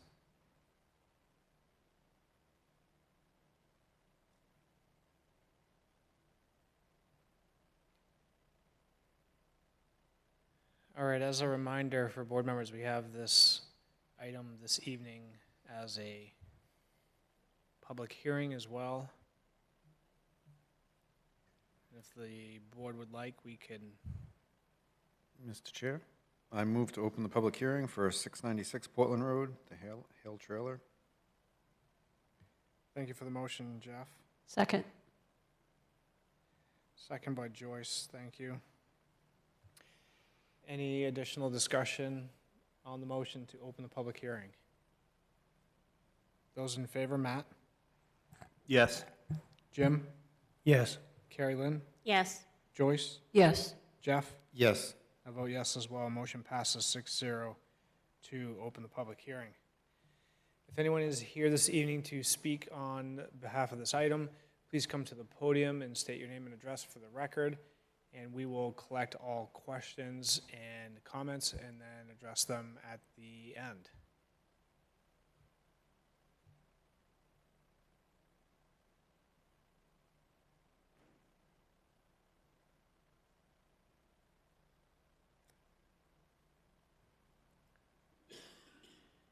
Mr. Chair, seeing no members of the public wishing to speak on this topic, I move to close the public hearing.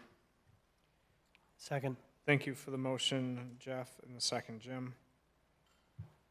Any additional discussion on the motion? Those in favor, Matt? Yes. Jim? Yes. Carrie Lynn? Yes. Joyce? Yes. Jeff? Yes. I vote yes as well. Motion passes 6-0 to close the public hearing.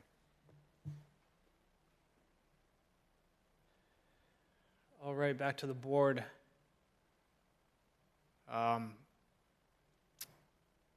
Continued discussion regarding buffering and landscape. We seem to keep circling back on this one. It's clearly important to the board here. I have to agree with some of my constituents here.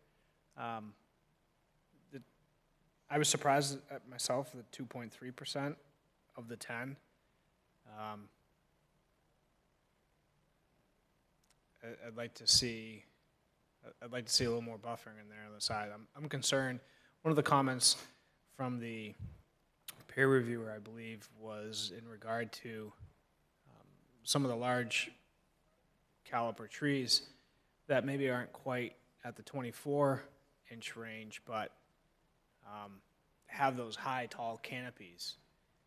And my concern is the limit of the work in the pavement area, that's going to kind of prohibit keeping some of those trees, and that low-level buffering is going to be missed. So that's my main concern, I guess, at this moment. But Jeff? Thank you, Mr. Chair. I guess I'm just drawn back to our site walk yesterday. Those arborvitaes, so dense. I mean, it was like a wall. And granted, they may not gain a whole lot of density, but I don't know if it's proposed and reviewed by the peer reviewer that it keeps a relatively narrow footprint, but a very, very effective buffering screen that's there year-round. Is there something that could be done to increase that? And then I think we get away from the tall canopy issue with those mature trees, and like that's the part I didn't understand, is the possibility of those root areas being damaged by the pavement and excavation. Is there a way that we can get effective buffering, still allowing their developmental area without causing a huge heartburn of, more area in the back for impervious area to get the square footage that they need for storage, and yet have a very effective buffer for the neighbors? I'm just hoping that we can come to a conclusion. We close the public hearing. We're kind of starting our time ticking here. I think we've done a good gesture of faith by saying, hey, we're going to waive the internal plantings. Maybe they can come back with something a little bit more effective, particularly on that majority of that northern boundary and slightly on the westerly boundary. Some proposal that hopefully the landscape architect could feel. And even if the number doesn't get too excessive, if we get 4.5% or and a very effective buffer would be important to me. Looking at the laydown yard today, neighbors on the side, we really need to protect that visual screening effect. And privacy fence is effective, but it's only typically 8 or 10 feet high. Not very aesthetically pleasing on a large scale when you have a massive area of 400 feet. I think a little vegetation hopefully could just get us to a place of common ground for all of our needs on this. Thank you. Yeah, thank you, Jeff. Jim? And I just wanted to emphasize, I guess, a point Jeff had made at the very beginning, which is the front of that building and the way it's going to look from Route 1 is stunning. I mean, it's fabulous. It's everything that I would hope for, and I'm so pleased that this applicant's going to do that for the front. So I guess this one thing we're worried about is just this north line, and it seems like there should be something something modest but effective that could be done to take care of that. Thank you, Jim. Any other board member thoughts? Yeah, and not to cause confusion regarding our waiver that we granted, and saying the expectation is we asked for an idea of that number. You gave it to us at 2.3%. So I guess I'm not saying that the expectation is hit 10% somewhere else. We talked about gaining more buffer, but aside from the waiver, it's still the buffer. So, meaning if one of the adjacent properties decides to do a significant project as well, and any of the trees on their property that are remaining from this project is going to yield no buffer for anybody. So that's, I guess that's where where I'm coming from and I'm looking at.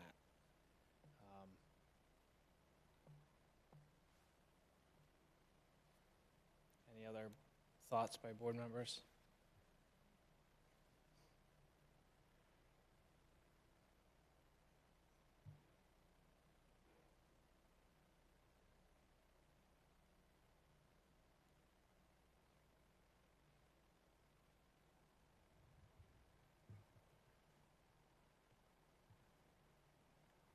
Jeff? I mean, would it be appropriate to have a motion to continue or to table and direct staff to draft findings of facts and conditions of approval in the hopes that the applicant will come back with a buffering plan that will bring us to a point where we can move forward with the acceptance? I think we were all indicating our one area of concern. This is our opportunity. I think we've all expressed our concern or that are left, so if you feel it's appropriate, I'll make a motion to continue and direct staff to prepare a draft finding of facts and conditions of approval for 696 Portland Road, and continuing to the date of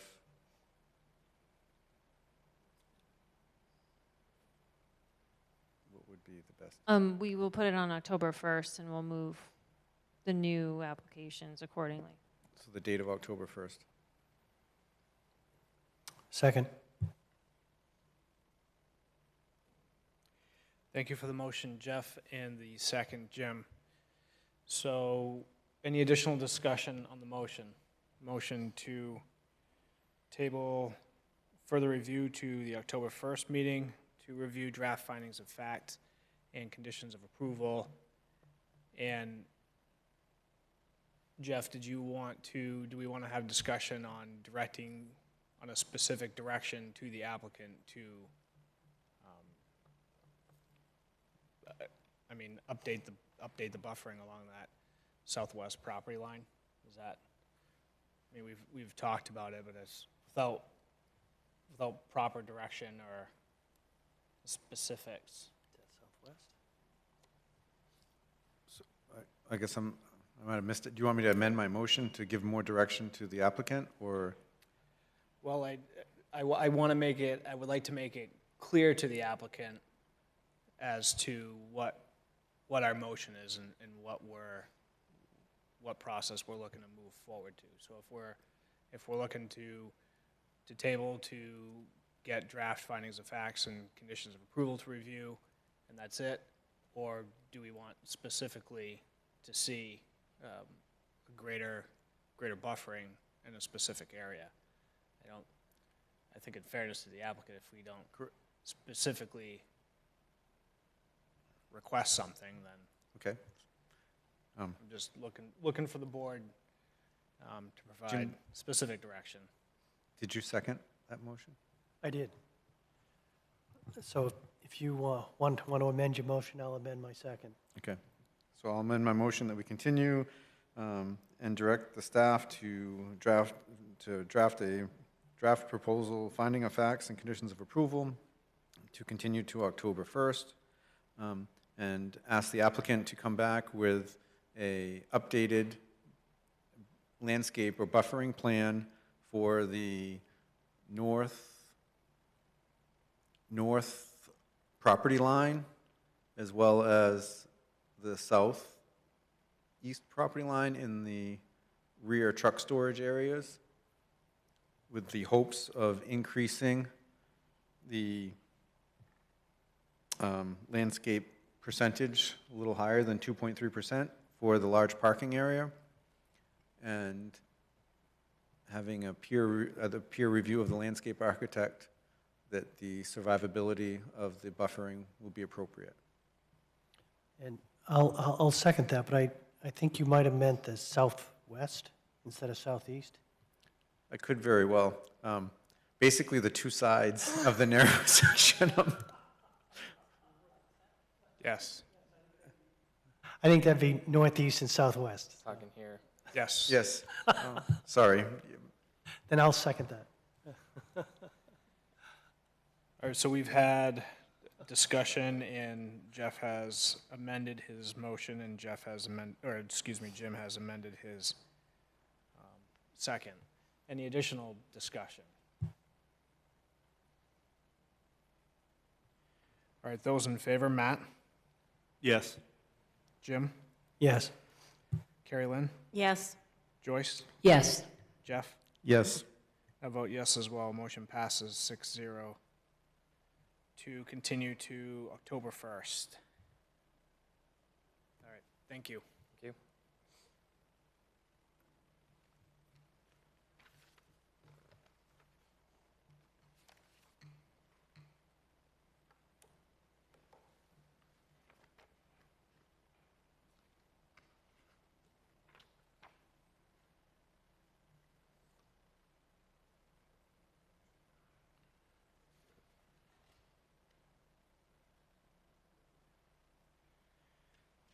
All right, continuing, we will move to our next item, which is item D. This is a continued application review and public hearing for site plan and conditional use review for a new auto dealership with associated site improvements in the Portland Road zoning district at 872 Portland Road, map 60, lot 9, and map 61, lot 1-1. And this is presented by Sebago Technics this evening. Anything to add, Emily? So the applicant's still working through comment responses, and they reached out and asked that we table this. We provided you their email there. They asked for the project to be placed on the first available meeting after the 17th. I'm not sure how much space we have on the October 1st agenda, so if you give me a minute, I'll pull that up. All right, thank you.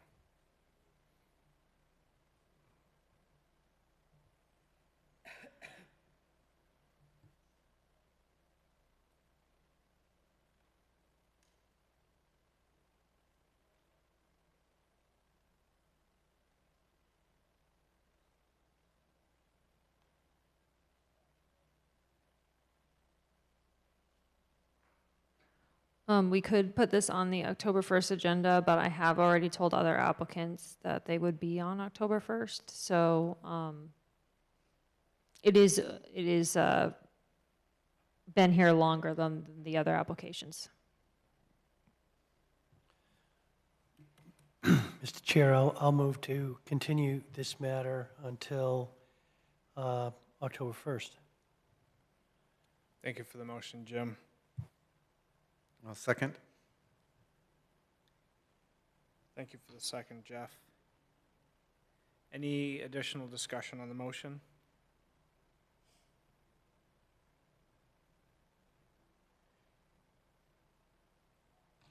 All right, those in favor, Matt? Yes. Jim? Yes. Carrie Lynn? Yes. Joyce? Yes. Jeff?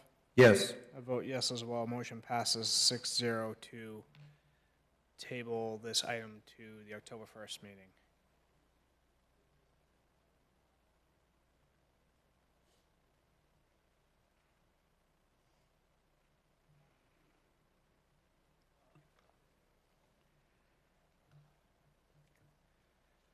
All right, our next item on the agenda this evening is item E. This is for Lerner Road, map 69, lot 8-2.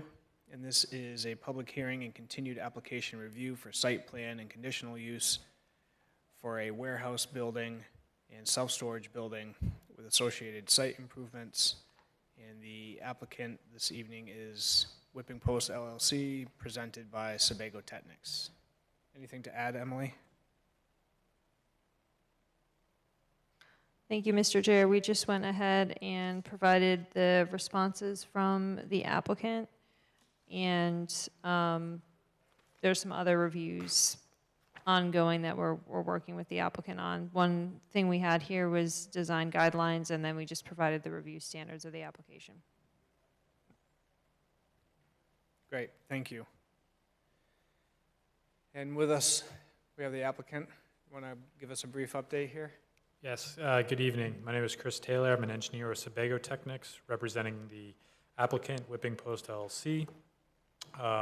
This project was presented to the board at the meeting 2 weeks ago where the application was deemed complete. There was also a vote to reduce the parking requirement by 2 spaces. Since then, the site plans have not been revised or changed at all. Just today, so very last minute, we did submit building elevations for the building. This would be a revision to what was submitted originally in the application. The applicant is working with an architect and has worked to come up with a building to try and meet the guidelines in this ordinance, in this section. The building's kind of made up of 2 differing colors onto the building, as well as siding orientation. There's parts of it that are vertical, parts of it that are horizontal. The overhead doors will be a slightly different color as well. There's been a man door entrance kind of to the corner of the building that faces closest to Leonard Road, with some additional glazing glass storefront to make a more attractive appearance off Leonard Road, in addition to a canopy that will be over that corner door and kind of wrap around the corner of the building. There'll be canopies over all the front entryway doors, and that's kind of the update on the building side of things, which is, we're trying to comply and have an aesthetic looking building. The colors are kind of muted, and they're a gray color, a natural or a soft color, and that's to balance the color of the red doors that exist on the self-storage buildings that are out there currently. We didn't want to add multiple colors out there or bright colors, and so trying to keep it muted. It's in the rear of the site, and trying to balance those existing colors. That's kind of the update that I have. We did have submit responses to the town or the city engineer, and are working through the final last comment. Great, thank you. Any other questions, or excuse me, any questions from board members for the applicant? Mr. Chair, just out of curiosity, I see the rear of the building is about 104 feet, and part of it is vertical and horizontal, like you said. How much does the vertical cover on the back from out of that 104 feet? Slight clarification, the 104 foot is the finished floor elevation. The dimensions of the building are 130 by 140. I'm not sure of the exact dimensions of where that vertical, how wide that vertical siding will be on the rear of the building. I could take a measurement off of it, but and get back to you. I'm just curious because there's quite a bit of space still that's muted, but just saying. Thank you, Carolyn. Any other questions for the applicant? Mr. Chair, I was just reviewing the staff reviews, and apparently, quite a long time ago, the Saco Public Works Department suggested some buffer deed restrictions, and I think your response was that wasn't going to be helpful, that a condition of approval would make more sense. Do I understand that right? Yes, the city engineer had a comment recommending a deed restriction for the rear of the parcel. Our response to that was that that portion of the site has a stream and wetlands which are regulated by DEP, and we've received a permit by rule to conduct this work for the proposed application. And an expansion is already restricted by what's allowed by DEP. And there's very limited development potential additional to what's being proposed here. And that the deed restriction doesn't provide much additional protection for development, and that is just another step that the applicant would have to go through and would be binding with the land forever. So the condition of approval is a particular language you have in mind for the conditional approval that would accomplish that purpose? I mean, perhaps not right this moment, but can you get proposed language to the city staff so that that can be made part of any approval? Yeah, my thoughts on it are just that if there's any additional development, regardless of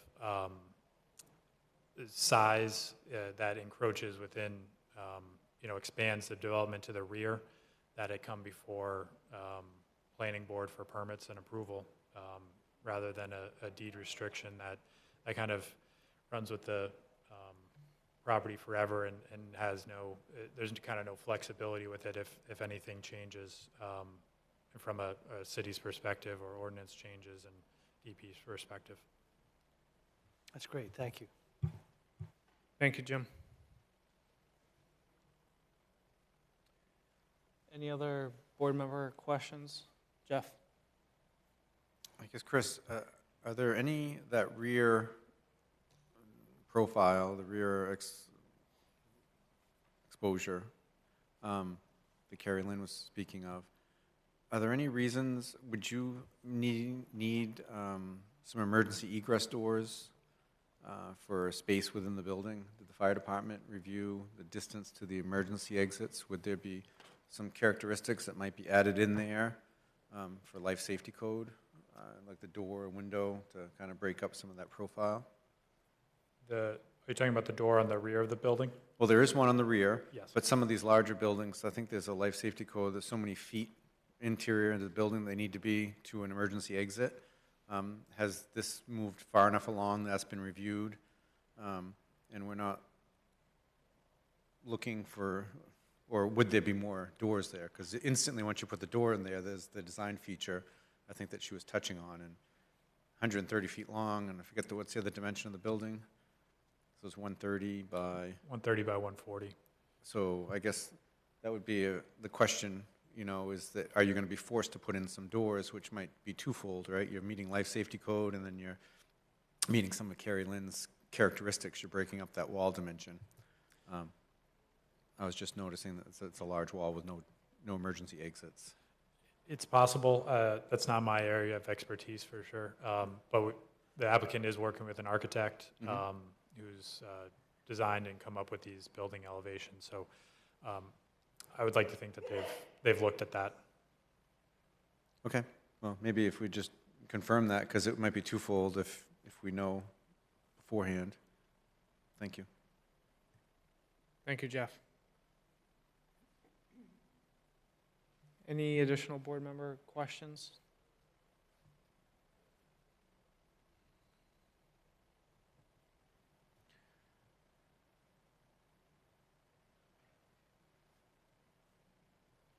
Mr. Chair, I move to open the public hearing for 4 Leaner Road, Whipping Post LLC.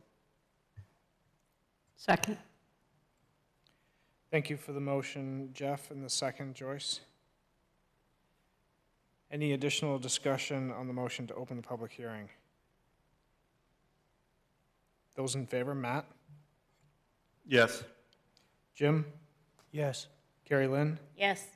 Joyce? Yes. Jeff? Yes. I vote yes as well. Motion passes 6-0 to open the public hearing. If anyone is with us this evening to speak on behalf of this application, please come before the board at the podium here and state your name and address for the record and state your comments or questions. We will collect them and respond at the conclusion.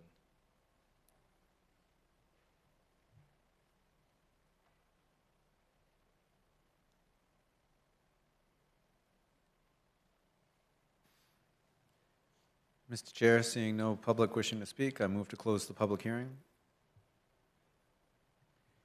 I'll second. Thank you for the motion, Jeff, and the second, Joyce. Any additional discussion on closing the public hearing?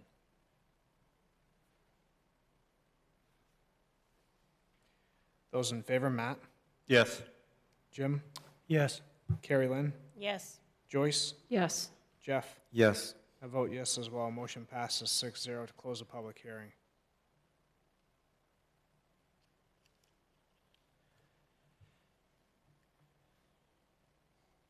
Back to board discussion. Any additional questions, comments, thoughts, concerns for the applicant?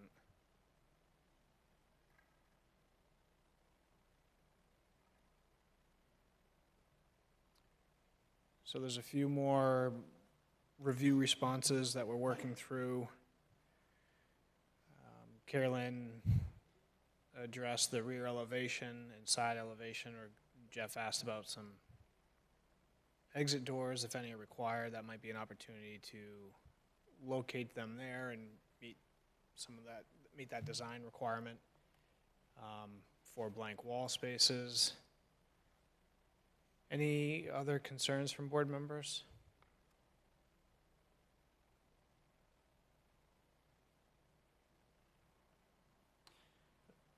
Mr. Chair, I thought I read somewhere here, I can't seem to find it right now, but there was some concern about screening or noise, depending upon how those units are going to be used.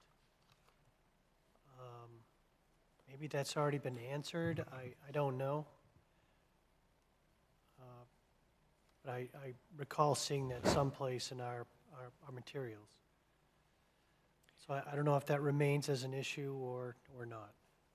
Yes, Jim, so that is on page 119 of the document here.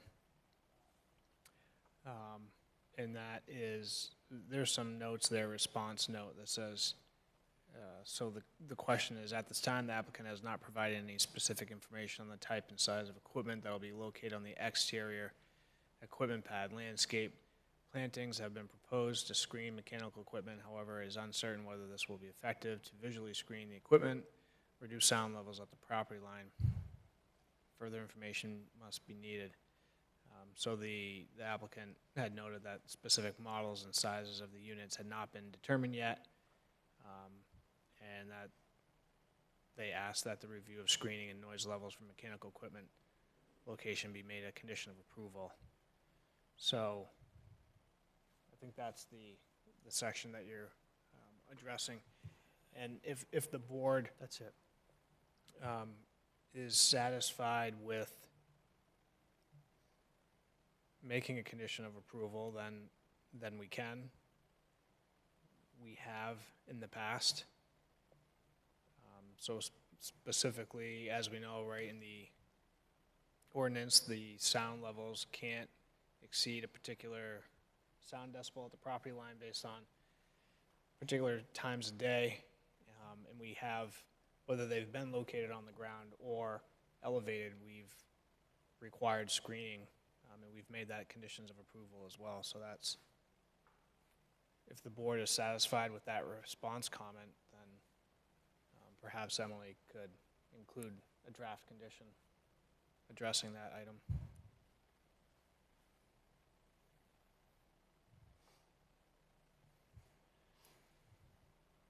So, Mr. Chair, it would seem appropriate then to continue this matter till, it looks like October 1st is filled up. So what's the next available date, Emily? 15th? The 15th. So that's still within our time period for approving and findings of fact and conditions of approval? Yes. So I'll move we continue this matter until October 15th. Ask the staff to prepare proposed findings of fact and conditions of approval, including ones that were discussed this evening. I will second that. Thank you for the motion, Jim, and the second, Jeff. Any additional discussion on that motion? Those in favor, Matt? Yes. Jim? Yes. Carrie Lynn? Yes. Joyce? Yes. Jeff? Yes. I vote yes as well. Motion passes 6-0. Great, Thank you. thank you.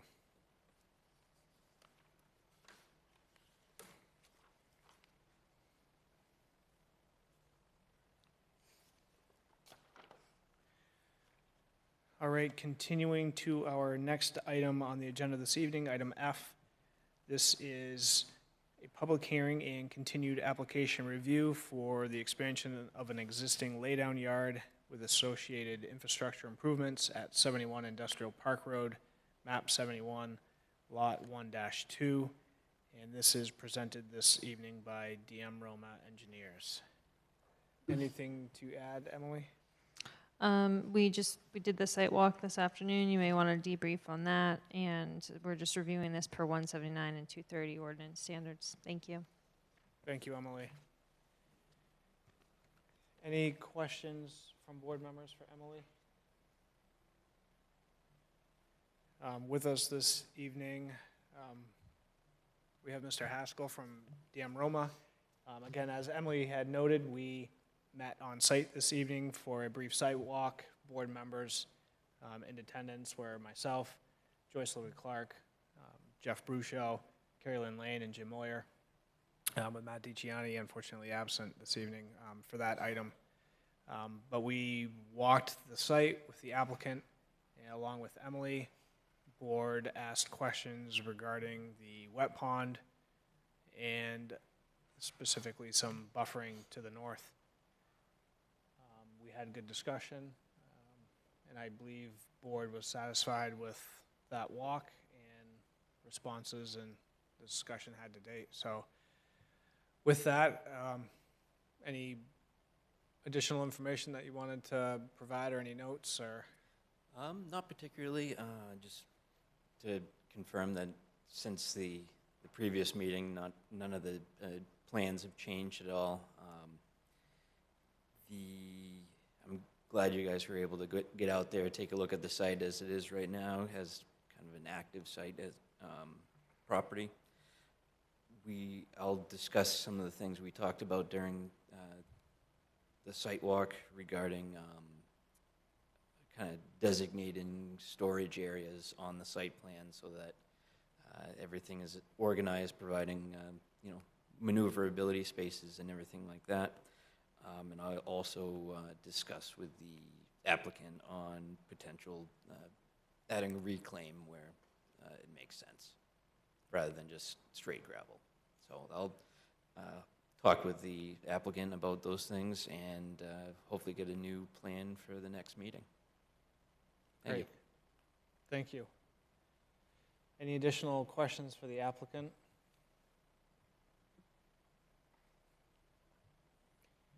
So this evening, this is a scheduled public hearing.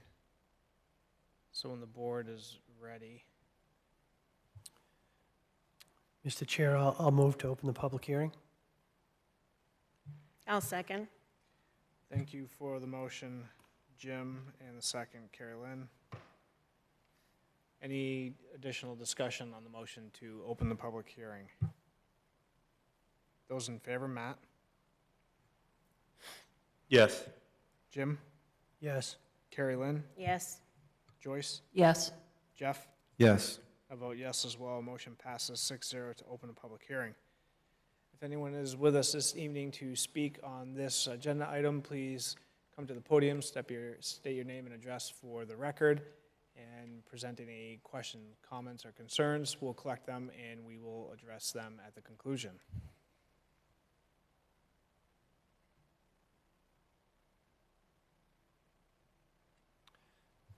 Mr. Chair, seeing no member of the public present and interested in speaking, I'll move to close the public hearing.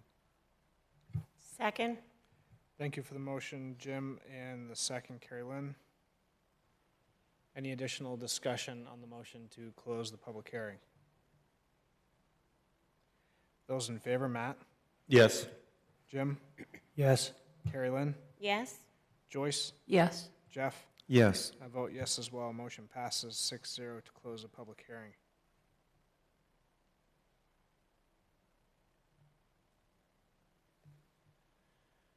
Back to the board. Any additional questions, comments, concerns for the applicant on this item beyond what we've discussed to date, or anything to add, Jeff? I just think some of my feedback that the site walk for me was very informative. I found that northerly boundary that I was concerned about has a bit more buffering than I thought. And that buffering is currently on the applicant's property and not being relied on by the neighboring property. And where that's not changing, yes, it could grow some more, but at least it's designed within the scope of the site. So I was kind of refreshed by that.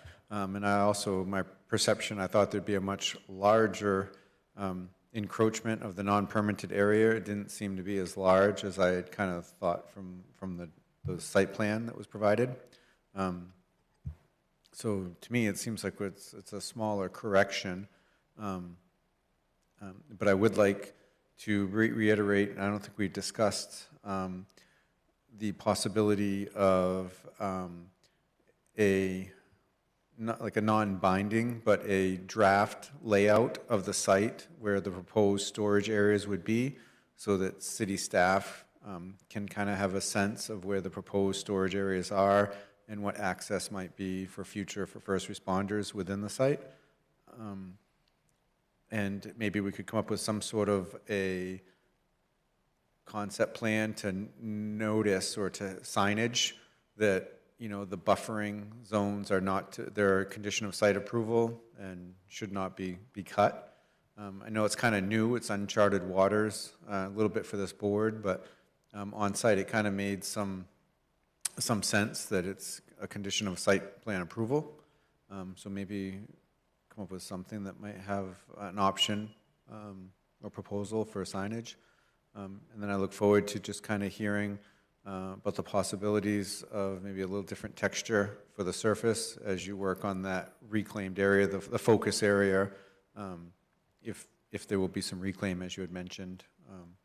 But other than that, I felt like the site plan, the site walk was very helpful. I had concerns of buffering from the street, but we see that because of the width of the leg of the land going in there is pretty narrow, and you really can't see that far into the lot anyways because of the length. It resolved a lot of my concerns about buffering from the street. So I found it very helpful, and I don't have a lot of particular requests for buffering other than the southern boundary, which the reclaimed meadow, I think you called it, you know, that whether it's currently dug down, you're bringing elevation up about 3 feet, that be preserved, marked, or some small plantings to help future buffering, but it's so dense. I didn't have any major concerns on buffering. Thank you. Great, thank you, Jeff. Any other thoughts from board members? I would like to add, Emily, potentially a draft condition, or just maybe reiterating the maintenance of some of the stormwater areas and the wet pond. I agree with Jeff. I was pleasantly surprised with the amount of existing buffering out there.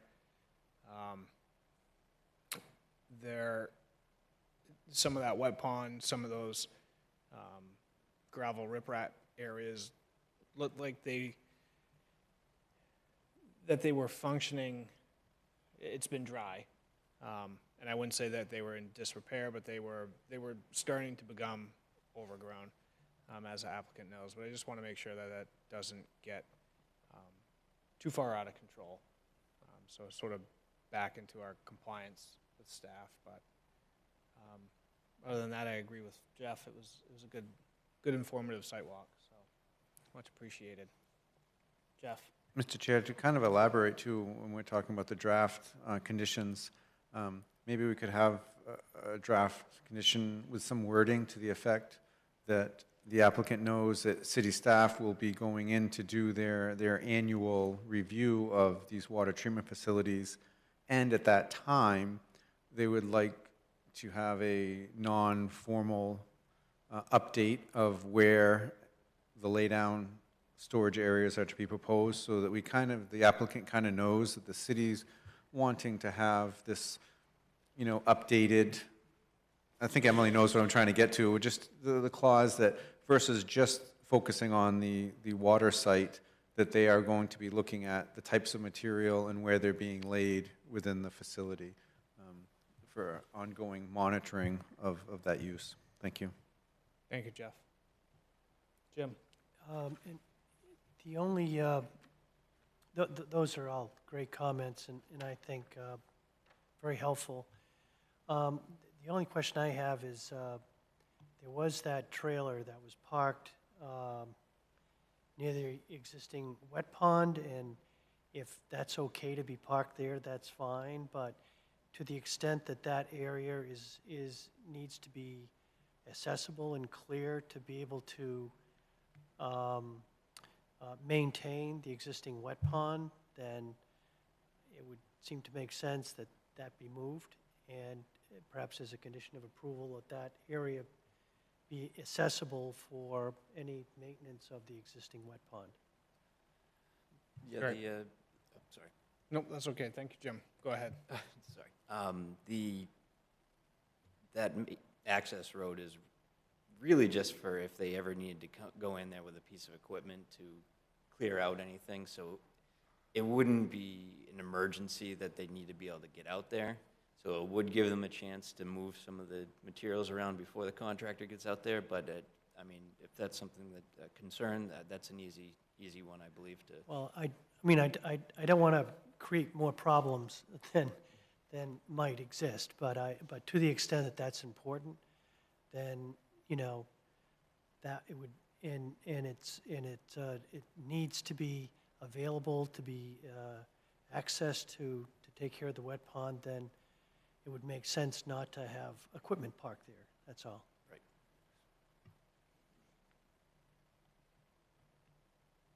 Thank you, Jim. Any other board member thoughts?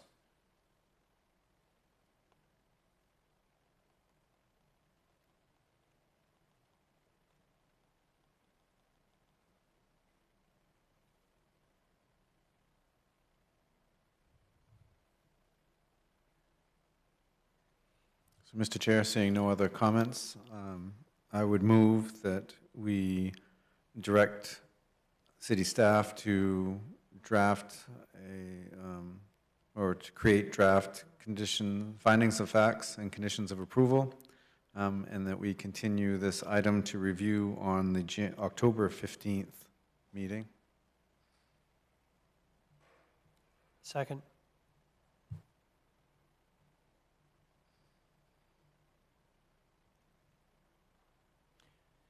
Thank you for the motion, Jeff, and the second, Jim.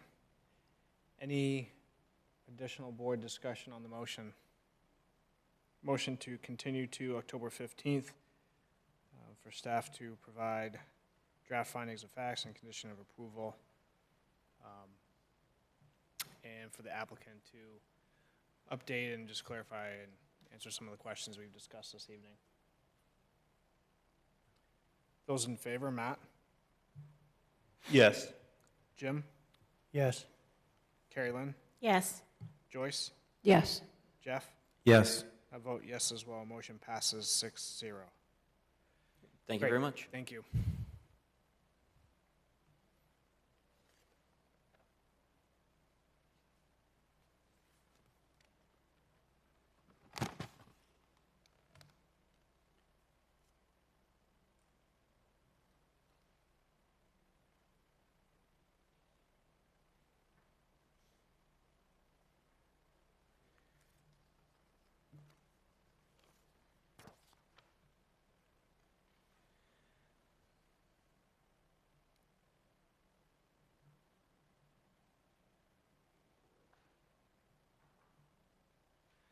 All right, our next item on the agenda this evening is item G, and this is a application for completeness review for a site plan application for a 10 tradesperson garage units with site improvements at 992 Portland Road, map 63, lot 4.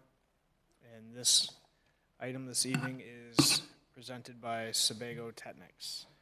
Anything additional to add, Emily? Just a couple of things here. Sebago Technics provided like some items, and I just didn't want the board to not have them for tonight because they're relevant to application completeness. We didn't get a chance to review them as staff because we've just received them as of like Friday. So anything received after 5 p.m. on Thursday goes into like this after the fact packet. And then the other thing I note here is that I think you actually are missing the checklist from staff, so sorry about that. We'll make sure that we catch that in the future. But the questions that staff has is, would the board like to host a site walk, and would the board like to request comments from the Conservation Commission? We had some questions about design standards that we were happy the applicant provided like an updated design, and I'm sure they'll go through that with you. There's landscaping peer review that's being worked on as well, and we're recommending scheduling the public hearing for October 15th, provided that the board finds the application complete. I think with the items that we did receive, although I didn't get a chance to really review each one, I think that they meet the minimum standards to start the review process. Thank you. Great, thank you, Emily. Any questions from board members for Emily?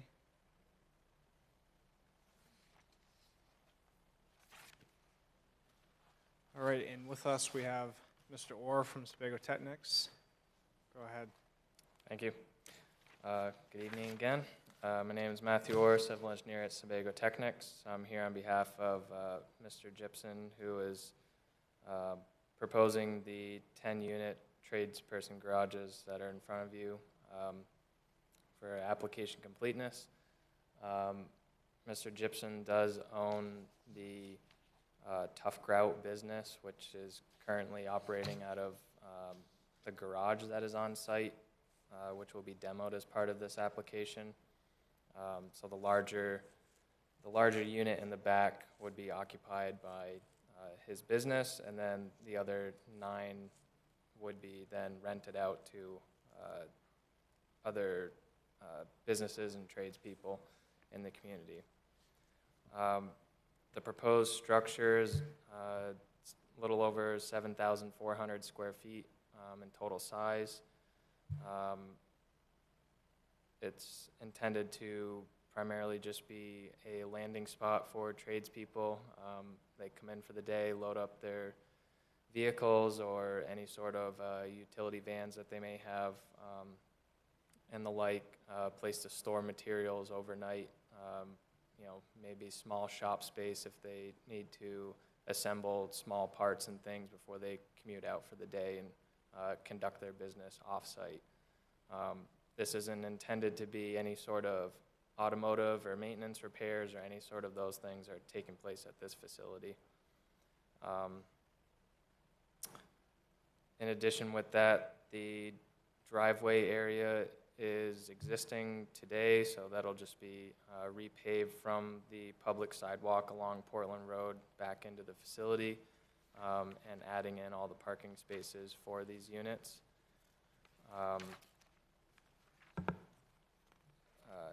In addition, there will be a dumpster placed on site just to accommodate, recycling and trash for any materials that are generated by these businesses.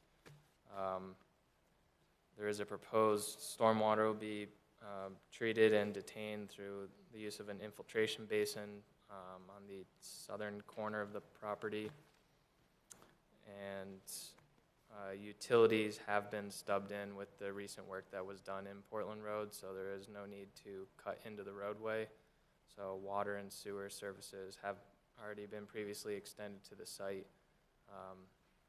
And the plan would be to connect to those services and to provide the connections for the building.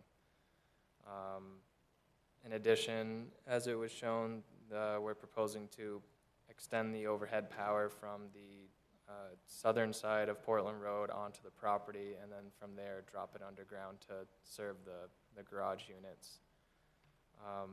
There is an existing, I believe it's a duplex residential structure that is in the eastern corner of the property, which will remain as part of this project site.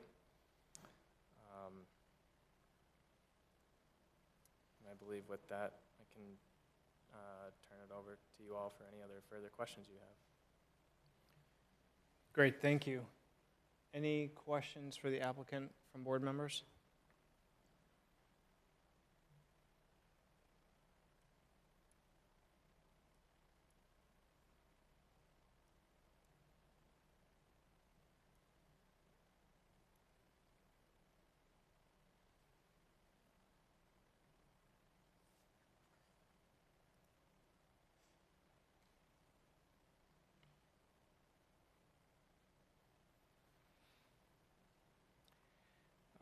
So Matt, I'll start. I have one question. Trying to find that document here. It appears I received a few building renditions, and can you clarify which one is the Yep. most accurate or the So most it should complete? be, not sure if, I This know on one here? the title it says June 10th, 24, but it is the one that looks more like an iconic kind of garage, not necessarily This one initially here what on- was, this one yeah, here on what's the on screen? what's on the screen, Okay. correct. Originally it was a, pre-engineered kind of metal siding building, and that's been changed out, so this will be vinyl sided and shingle roofed.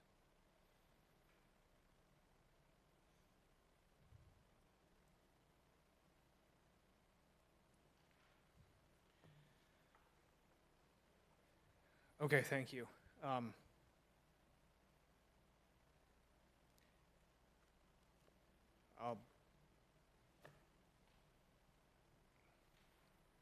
Any other board member thoughts or questions?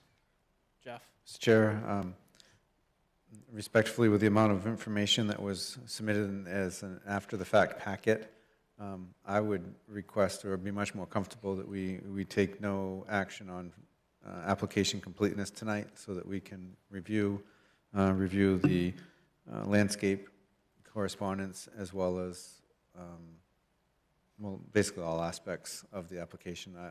I'm not a fan of late submittals, never mind multiple late submittals. So I would be more comfortable if we just continue this until October 15th. Kind of, set a precedence that we need to have the documents in a timely manner so that we can all review them in our packet. Thank you. Thank you, Jeff. Yeah, I mean, I definitely agree with Jeff on that. We had a lot to review here, and I don't think we can do it justice and determine that the application is complete. I do think it might be possible on the 15th to determine application completeness and then open the public hearing. Thank you, Joyce. Yes, we have done that, as the board recalls. We do that. We've done it a few times on some previous projects. Any other questions or thoughts from board members? I think that makes perfect sense, Mr. Chair, to delay any finding on completeness till October 15th, but to also have the public hearing that same day. Between now and then, we'll have plenty of opportunity to go and review all these materials and the updated sketch of the, or design of the units, which is different than what we already have in our materials that could all be presented to us at the same time, and I think we could accomplish that on the 15th. All right, thank you, Jim.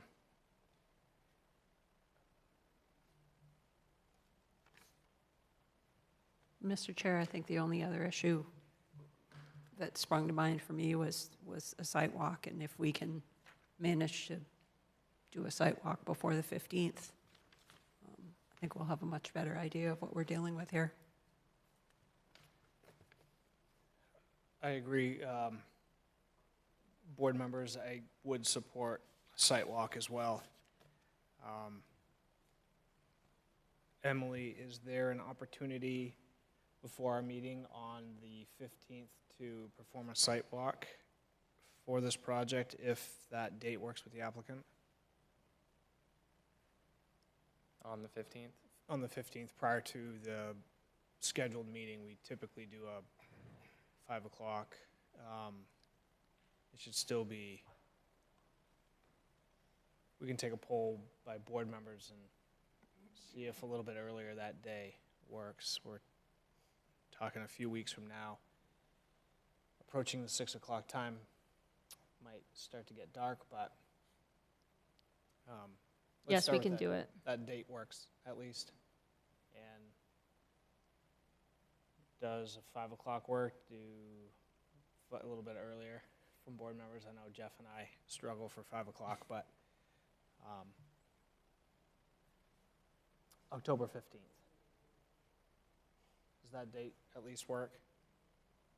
All right, let's, Yeah, and I think there's enough ambient lighting being right there on Route 1 that I don't think we're going to have a problem if it starts thank you, Joyce. getting a little darker. I agree with you. I was gonna note that as well. So, if we could, 5 o'clock, October 15th, site walk, schedule would be great. Is there space for us to park there? I don't know how big the driveway is. Or should we park a little ways down the road? You could probably fit a couple vehicles. I'm trying to think. I mean, I'm sure it's no problem if you guys park at the farm stand. We could walk up. It's only a couple buildings away. That's at 1006. Let's, We could fit a motorcycle on the lot, right? Yeah. you know it's gonna rain now. Weather permitting. Yeah, weather permitting, I would say. Let's, if we could, Matt, let's plan on meeting on site. I get nervous about folks walking close to the road out there, but let's, if there's a parking dilemma, we'll see what we can do. Isn't there a sidewalk there? There is on, yep, There is. on that side of the road.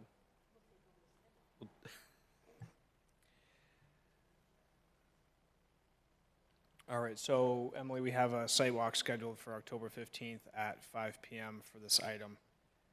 Any other questions, comments, or concerns from board members? I guess, Matt, just my thought is, or recommendation would be to really look at the building, the massing, the size, the style, and comparing it to the context of all those residential structures in the area. It's going to be quite a challenge. You have some small little cottages, you have the unit in front of you, and then you have some multi-story buildings on the side. So it's going to be quite a balance.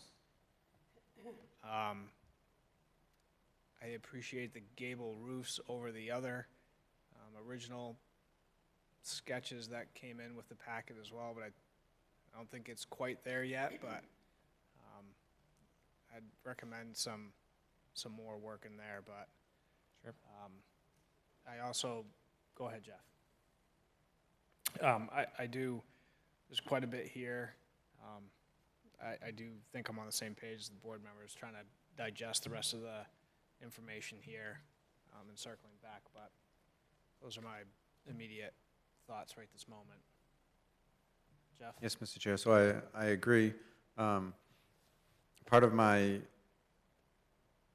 it's a unique area, the way we're forcing the community to grow out there. We're trying to make it a focus area with residential use, but within 600 feet, we're putting these other uses. And to make it look somewhat harmonious can be a bit of a challenge for you, I would think. My question, though, is they're calling it a tradesperson garage. And usually, part of our zoning, when we start talking about the office of a tradesman or contractor, it involves outside storage versus an office of a professional. There's no outside storage.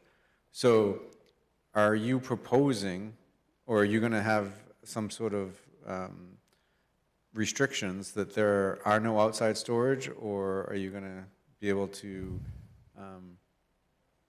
I guess I'm just kind of getting to that because that becomes a particularly challenging point with the mixed use. We have a lot of residential use around. We're calling it office of a tradesperson or tradesperson garage, which by our zoning definitions, we typically associate some outside storage. If you could just clarify as we move forward the clear intent that it's just going to be like outside parking and no outside storage. Doesn't look like you have a whole lot of area there necessarily to work with, but I would like some clarification on that because those design criteria would come into play as far as fencing and screening as well. Thank you. Thank you, Jeff. Any other thoughts from board members? Well, you're proposing stockade fencing around all three sides of the property. It mentions stockade fencing along the residential uses. So that would be all three sides, right?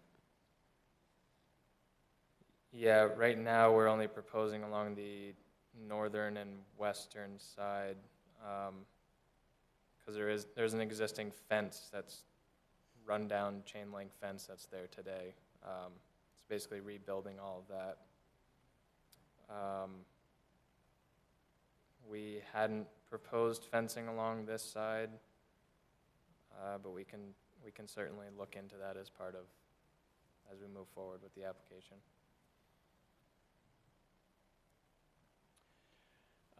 Thank you, Joyce. I think maybe not specifically fencing, but more of that buffering and screening component of the ordinance there. But it's good to understand. I had the same question: is residential all around it? So really, where exactly? But you answered that. Thank you.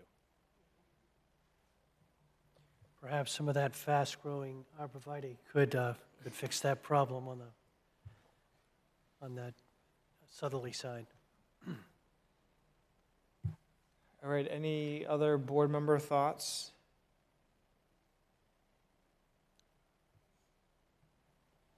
Mr. Chair, I'll move that we continue this matter for a determination of completeness of the application to October 15th, and also schedule a public hearing for October 15th. I'll second that. Thank you for the motion, Jim, and the second, Jeff. Any additional discussion on the motion to continue application of completeness review to October 15th and schedule a public hearing for that same evening, along with the board is scheduling a site walk prior to that meeting as well? Any additional discussion? Those in favor, Matt? Yes. Jim? Yes. Carrie Lynn? Yes. Joyce? Yes. Jeff? Yes. I vote yes as well. Motion passes 6-0. Great. Thank you. See you on the 15th.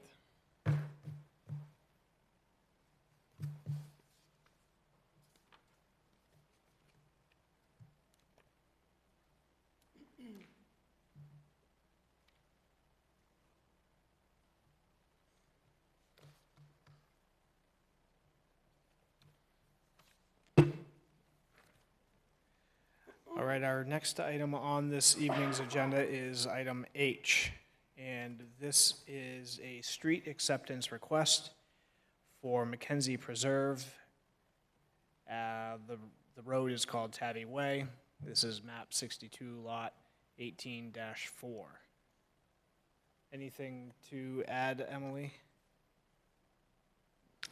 We've just been reviewing this. Tim Murphy has looked at the warranty deed that's been provided. We're closing out our compliance review. Joe's been out on site. He's issued the updated punch list. So things are moving along. Thank you, Emily. Any questions from board members for Emily? All right, with us, we have Mr. Labonte, the applicant. You want to give us a brief update? Yep, so we just got a little punch list from Joe about a week and a half ago. Like Emily said, we just got little revisions on the warranty deed, which is no big deal. It's just minor clerical stuff between attorneys. That's typically happens. Everything else that we had on the punch list, we've got probably about 80% of it done. We should have just about all of it done by the end of this week. So we're moving along, just all little small little cleanup items. Great. And is this one clarity that I was looking for? Is this just Tabby Way? This does not, how is Vanessa come into play on this one? So Vanessa is going to maintain as a private road. So in the beginning, we had talked with Public Works at the beginning of all this, and they weren't too crazy about taking over a short little dead-end road. So we agreed that we'd keep that as a private road unless it was ever extended in the future. And Tabby Way would just be the only road that'd be taken over, as well as the utilities within it.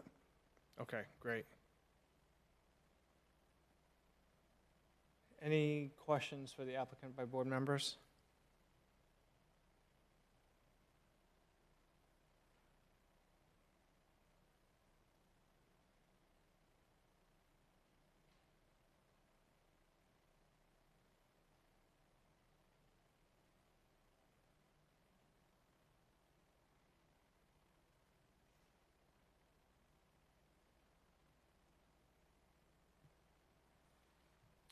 So, Mr. Chair, if I understand correctly, our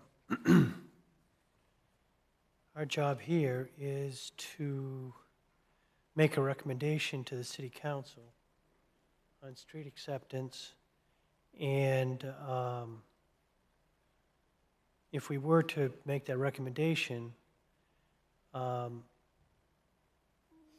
that would come with the expectation that the city attorney would approve the deed, and that the final punch list by the city engineer would be completed.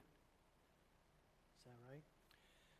Correct, Jim. And we typically add, it's in there, Emily knows, and staff does a great job, but we typically address the conditions of approval. All conditions of approval must be met as well. And I believe that in part with the punch list, I believe we're there, and Joe and Emily are working through all that.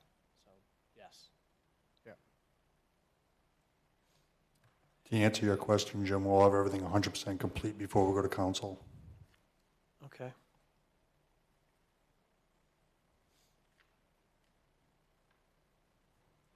Well, Mr. Chair, understanding that all that will be completed prior to the council addressing this issue, I would move that we recommend to the city council to approve for acceptance the city street Tabby Way.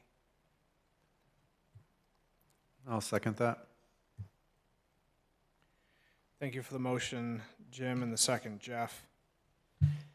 Any additional discussion on the motion to forward a positive recommendation to City Council for the acceptance of Tabby Way at Mackenzie Preserve?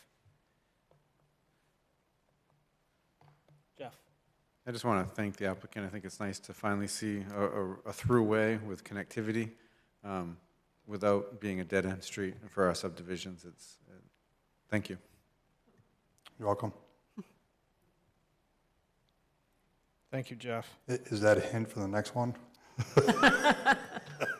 Yes, I strongly try to push towards that requirement in our ordinance, and I know you guys are oftentimes challenged by site lot locations, but I think it's a lot of benefit to our city to have multiple ins and outs, so thank you.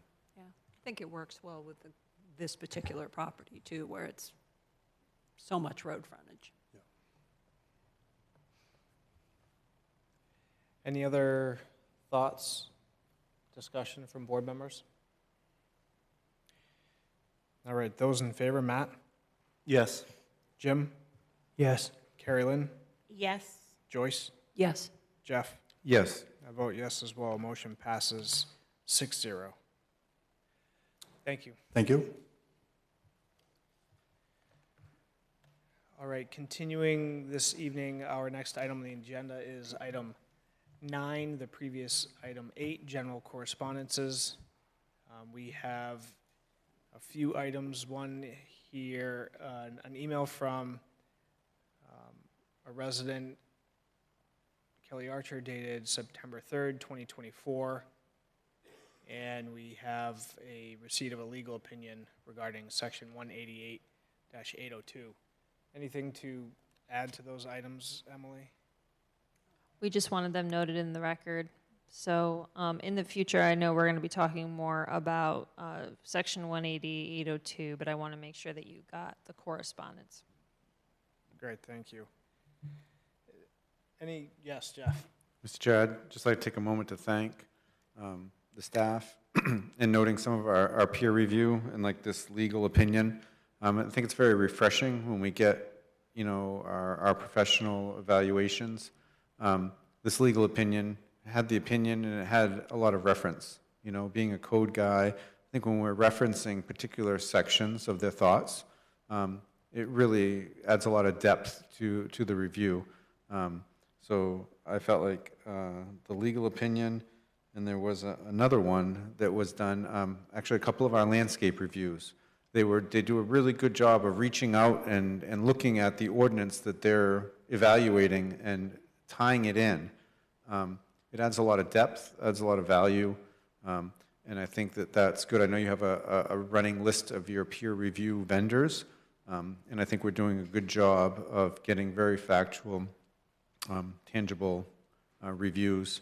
I think it's beneficial, and it also, in regard to Ms. Archer's review of the findings, it's helping us make stronger review cases. So I think we're all moving in a positive direction. I just wanted to take a moment to thank you for selecting the ones that seem to really focus on that, because that's important to me as a board member. Thank you.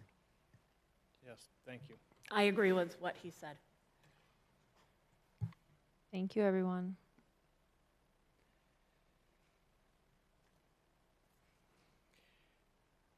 All right, our next item, number 10, our previous 9, Emily provided us a department update on the traffic monitoring review and report for the ecology school, and that report provided information and documents that showed that they are not out of compliance.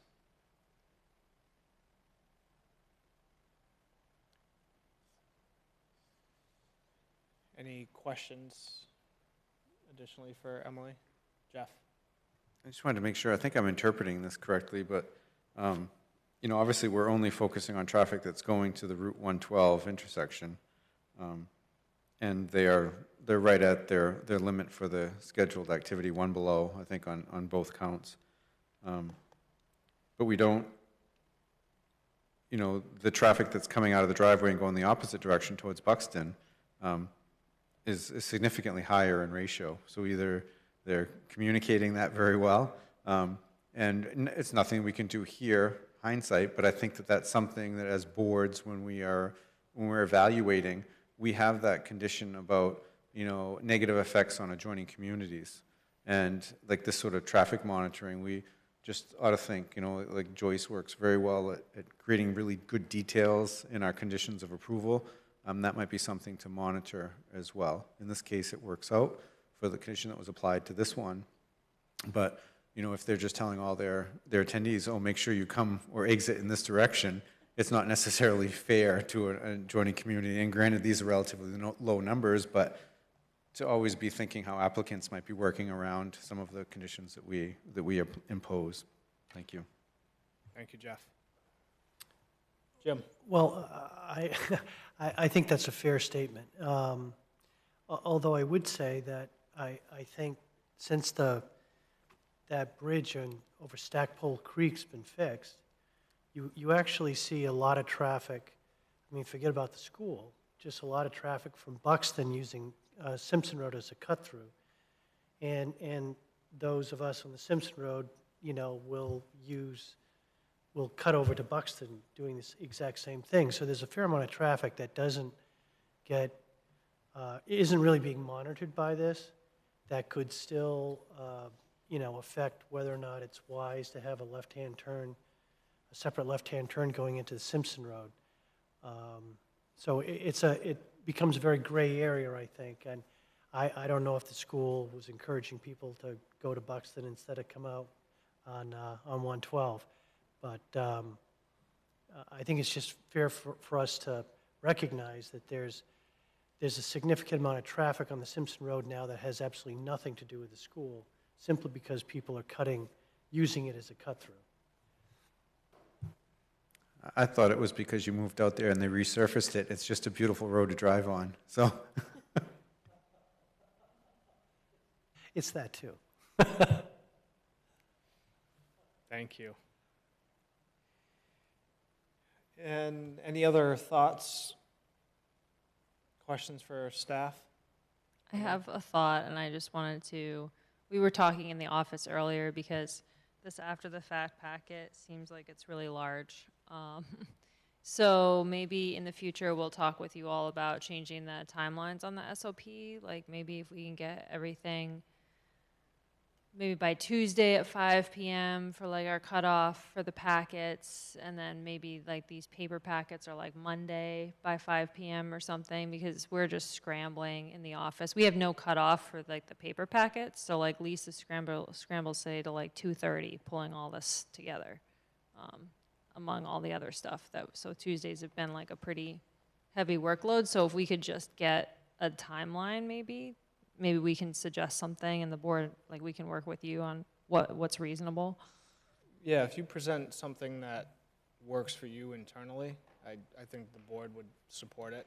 I think the board has expressed on a few times that we understand there are information and that comes in later, but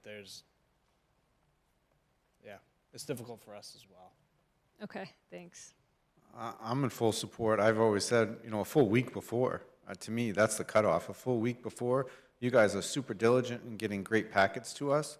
And if there is the one rare, approval, just from the Army Corps that gets slipped in the file because it just was a correspondence, but any submission information from the representing engineer, to me, is a full week before. Or, sorry, you missed your timeline. Don't even put it on the agenda. We ought to just let it be pushed out and not fill somebody else's slot. I think that that's a real problem that seems like it's growing again, and that was kind of one of my reasons to try to really push this evening, to say, hey, we need to draw a line. It's not fair to you as staff. It's not fair to us as board members trying to do our review. I know, Matt, you said you have Monday nights, me, it's like Sunday nights, and then to come in and get this packet, it's just not fair to applicants or to citizens for our review. Yeah, and I think it's a different thing. I mean, if it's applicant materials, there definitely should be a firm deadline. It's much more difficult with public comment because, we're getting these packets Friday night, which is, I assume, means members of the public aren't getting information until then. So I appreciate members of the public not being able to get something to us in writing very far in advance, but a lot of this stuff in this after the fact packet is not public comment. I would have to agree. Not to bring up other boards, but when I used to run this Old Orchard Beach one, anything that didn't come in by the deadline, they got tabled to the next meeting. It's It has been better once we've been doing the application of completeness review. I've noticed the packets, the after the fact packets have been much smaller. I think this is the largest one we've gotten to date, possibly. So it's not to jump on this is maybe not a typical one, but we don't want to start the precedent that, oh, now that we have application completeness, let's just throw all the stuff after. But I know we've had the discussion as well a week or so before, but I don't think it would be bad if for example, the Friday packet was for the next, so like Jeff's saying, almost a whole week gives the public an opportunity to review it, provide some comments, staff can correspond back and forth, we can get that, and a little bit more time to digest. I think that's what you're getting at, but. I don't know, I think I want to maybe clarify, if you misunderstood. I think the submission to the planning office for all the application material for a packet is to them 1 week before they even generate the packet available to us for public review. So when we get our packet, last Friday for today's meeting, that meant that all those submissions were a week prior that they got. So that gives them a chance to really correlate and go through. It was my thought. I don't think we should have the packet posted online a full week before. Ideally, that'd be great for everyone's review, but it just really stretches out the lead time. So we'll propose something. I think we have some ideas internally what would work a little better, but we definitely have to have a cutoff too for when public can be submitting materials, just because my thing is like we're just printing till like someone could submit something at 3:35 and right now it's like, well, why wasn't it included? Well, we have to have a time when we're stopping printing these basically. Yeah. Great, thank you. All right. Well, with that, it is 9:17 p.m. and we will adjourn. Look at us Thank you. rocking it.